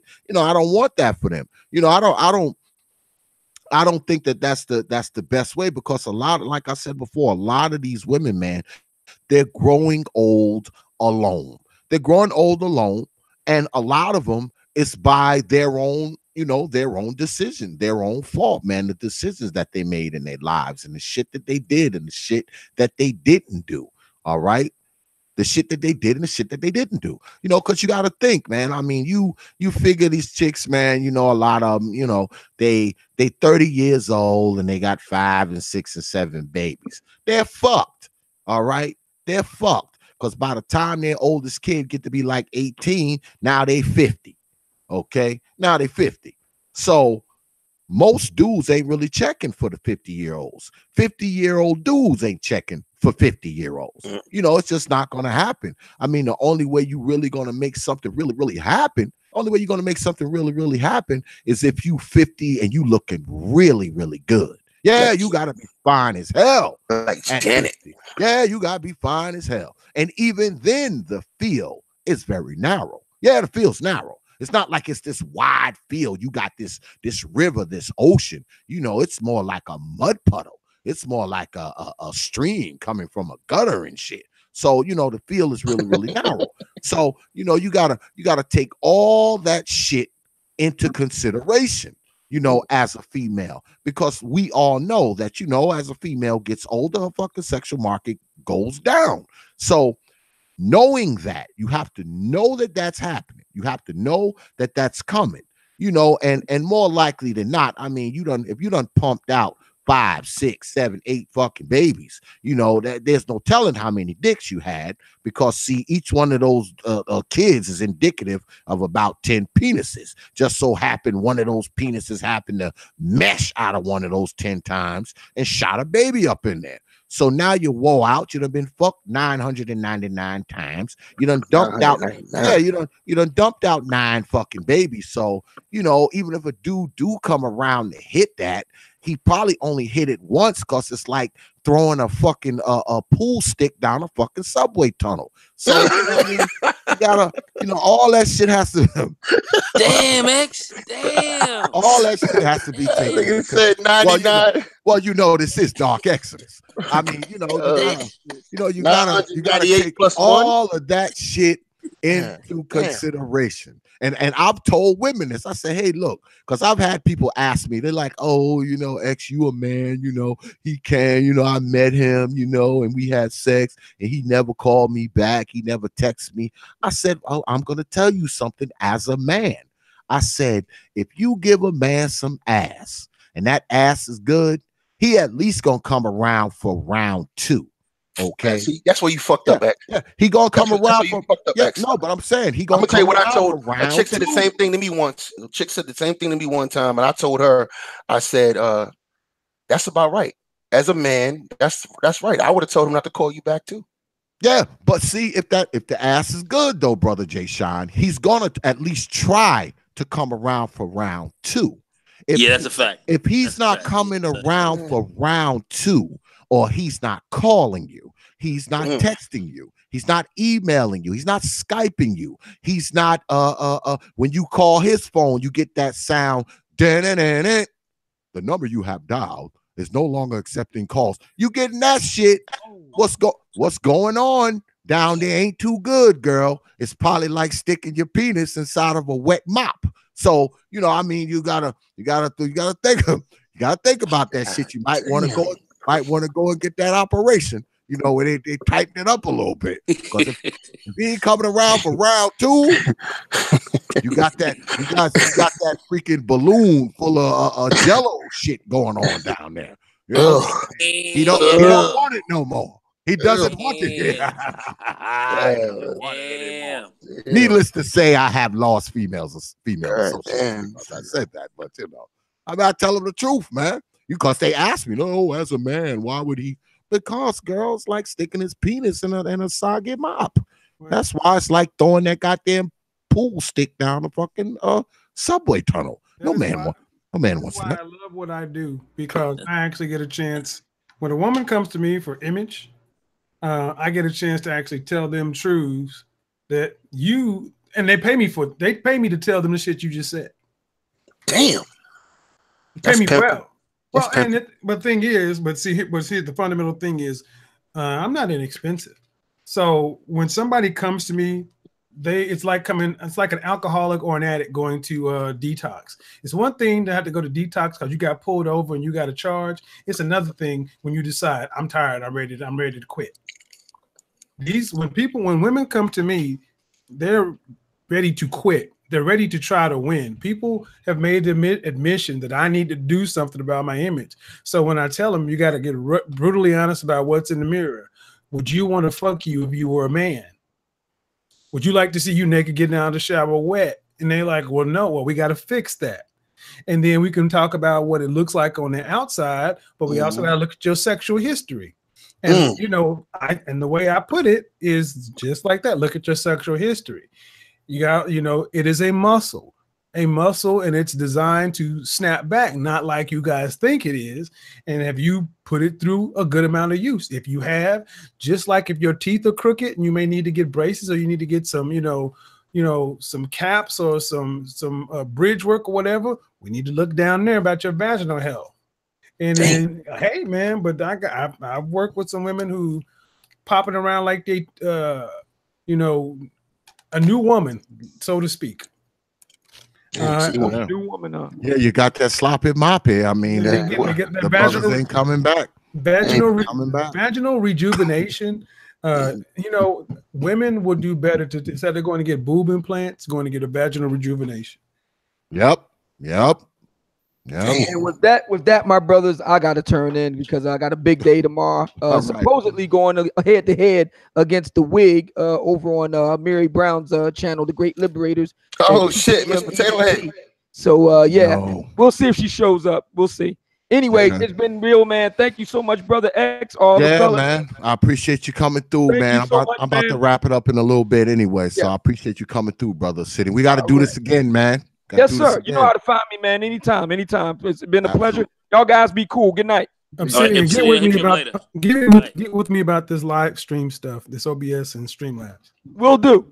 Thanks a lot, y'all. Good night. Peace. Yeah, man. We're about to wrap it up. Yeah, we're about to wrap it up, man. I just want to say this, man, and because I have a lot of, I have a lot of females in my family. I have daughters, I have granddaughters. I have sisters, I have females that I know. I don't want y'all to end up, as these non-married, old, 55 cats in the house, burnt out, retired, whole bag thoughts with the whole twinkle in your eye. I don't want y'all to end up like that. Now, if you fuck up and don't do what you're supposed to do, that's how you're gonna end up. I mean, that's just the way it is. That's how it's going down. If you're out there and you're swinging from penis to penis to penis to penis to penis, I mean, eventually that thing is gonna be like, throwing a goddamn throwing an iron pipe down a fucking hallway. So it's like, you know, you gotta, like Brother Samuel said, you know, you gotta take care of that vaginal health, you know, keep that thing tight, because a tight hole goes a long way. That shit goes a long way. So, you know, keep that in mind, ladies and brothers. You do realize that we talk about this all the time. You guys are the prize. Trust me. And like the brother said, the older you get, the more of a prize you become. Trust that shit. Especially if you got your money right, your body right, and your mind right. Oh yeah.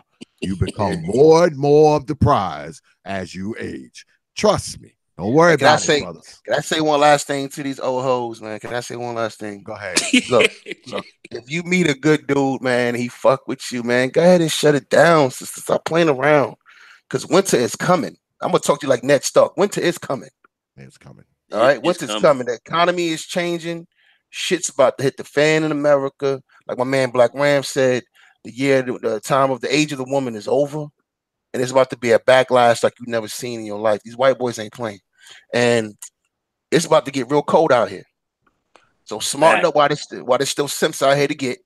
This is a game of musical chairs, bitches. All right? You better get one while you can. But you know something? There's still a lot of delusion out there. Still a lot of delusion. A lot of delusion. Yeah, because if you like a baby mama 5, 6, 7 times over, this ain't even for you. You're not even in this conversation. Like, you know, you're gonna have to resign and just be somebody's fuck toy, because you know you ain't getting married. Ain't nobody trying to be with you like that.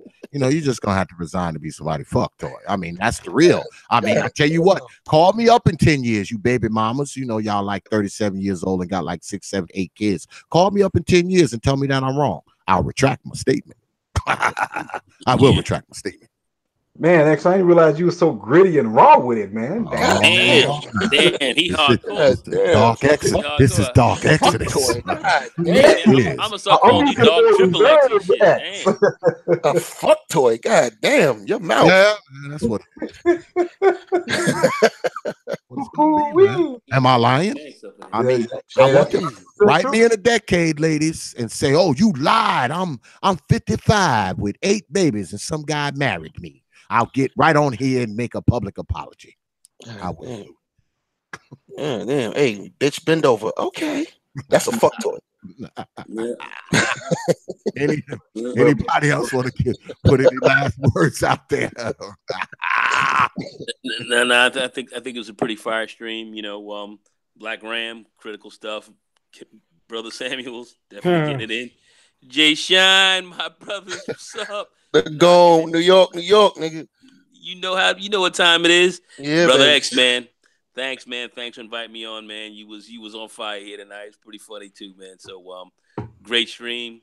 Brothers, it's always a pleasure, man, being down with you. Yeah, always an honor. We gotta do this. We gotta do this again, brother. We gotta do this again. Definitely do. And you know something funny. You know, Brother Ram did make a statement that I think is 100% true. About, you know, a lot of guys, you know, a lot of us think the same way out there, but boy, that blue pill and that simpery is very strong out there. And you know, I think he said pure simps.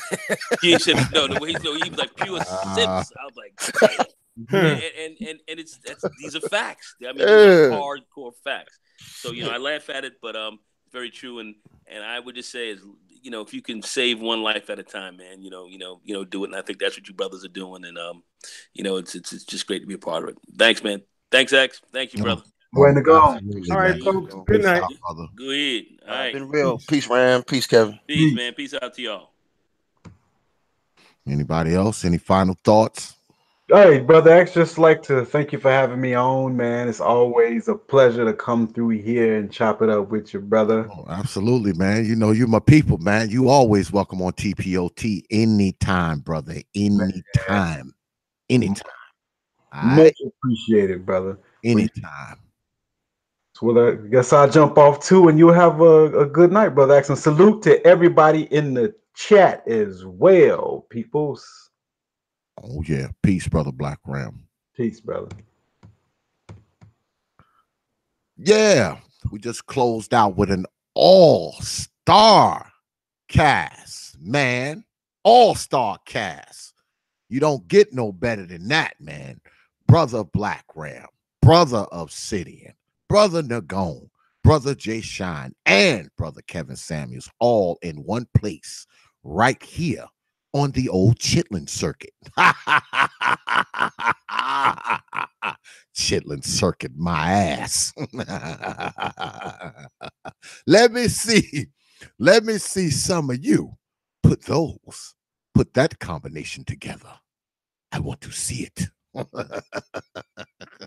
But anyway, I want to thank everybody, man, for coming out tonight, spending some time with us, all my moderators in the chat, people in the chat room for contributing, everybody who came over. I know y'all came over from other folks' channels. I appreciate y'all coming through and watching and all of that. All right.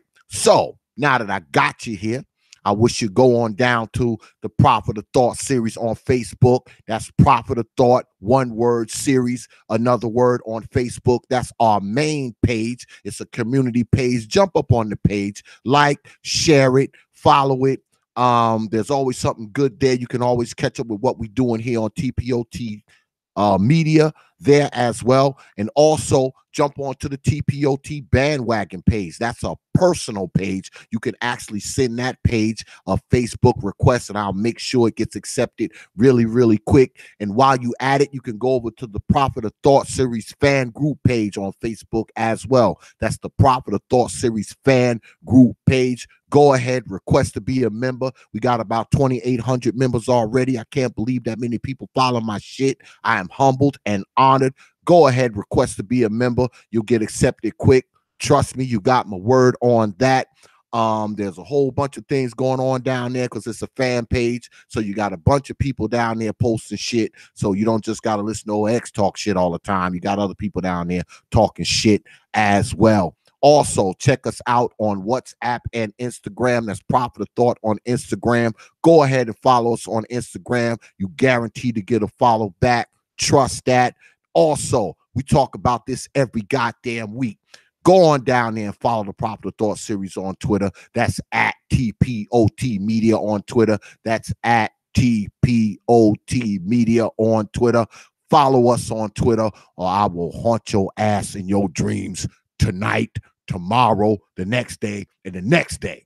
Also, get your behind down there to the old Prophet of Thought series webpage. It's www.don'teventreit.wikifoundry.com. That's www.don'teventreit.wikifoundry.com. There's always something good down there to check out, man. Stop by, like the website, follow it, patch it through your Facebook feed, do whatever you got to do. And while you're there, make sure you take a sweet by tribute to the fallen. And like I always say, if you got somebody that needs to be paid tribute to, make sure you send me their name and their photograph, and I'll make sure they get up on the old tribute to the fallen carousel.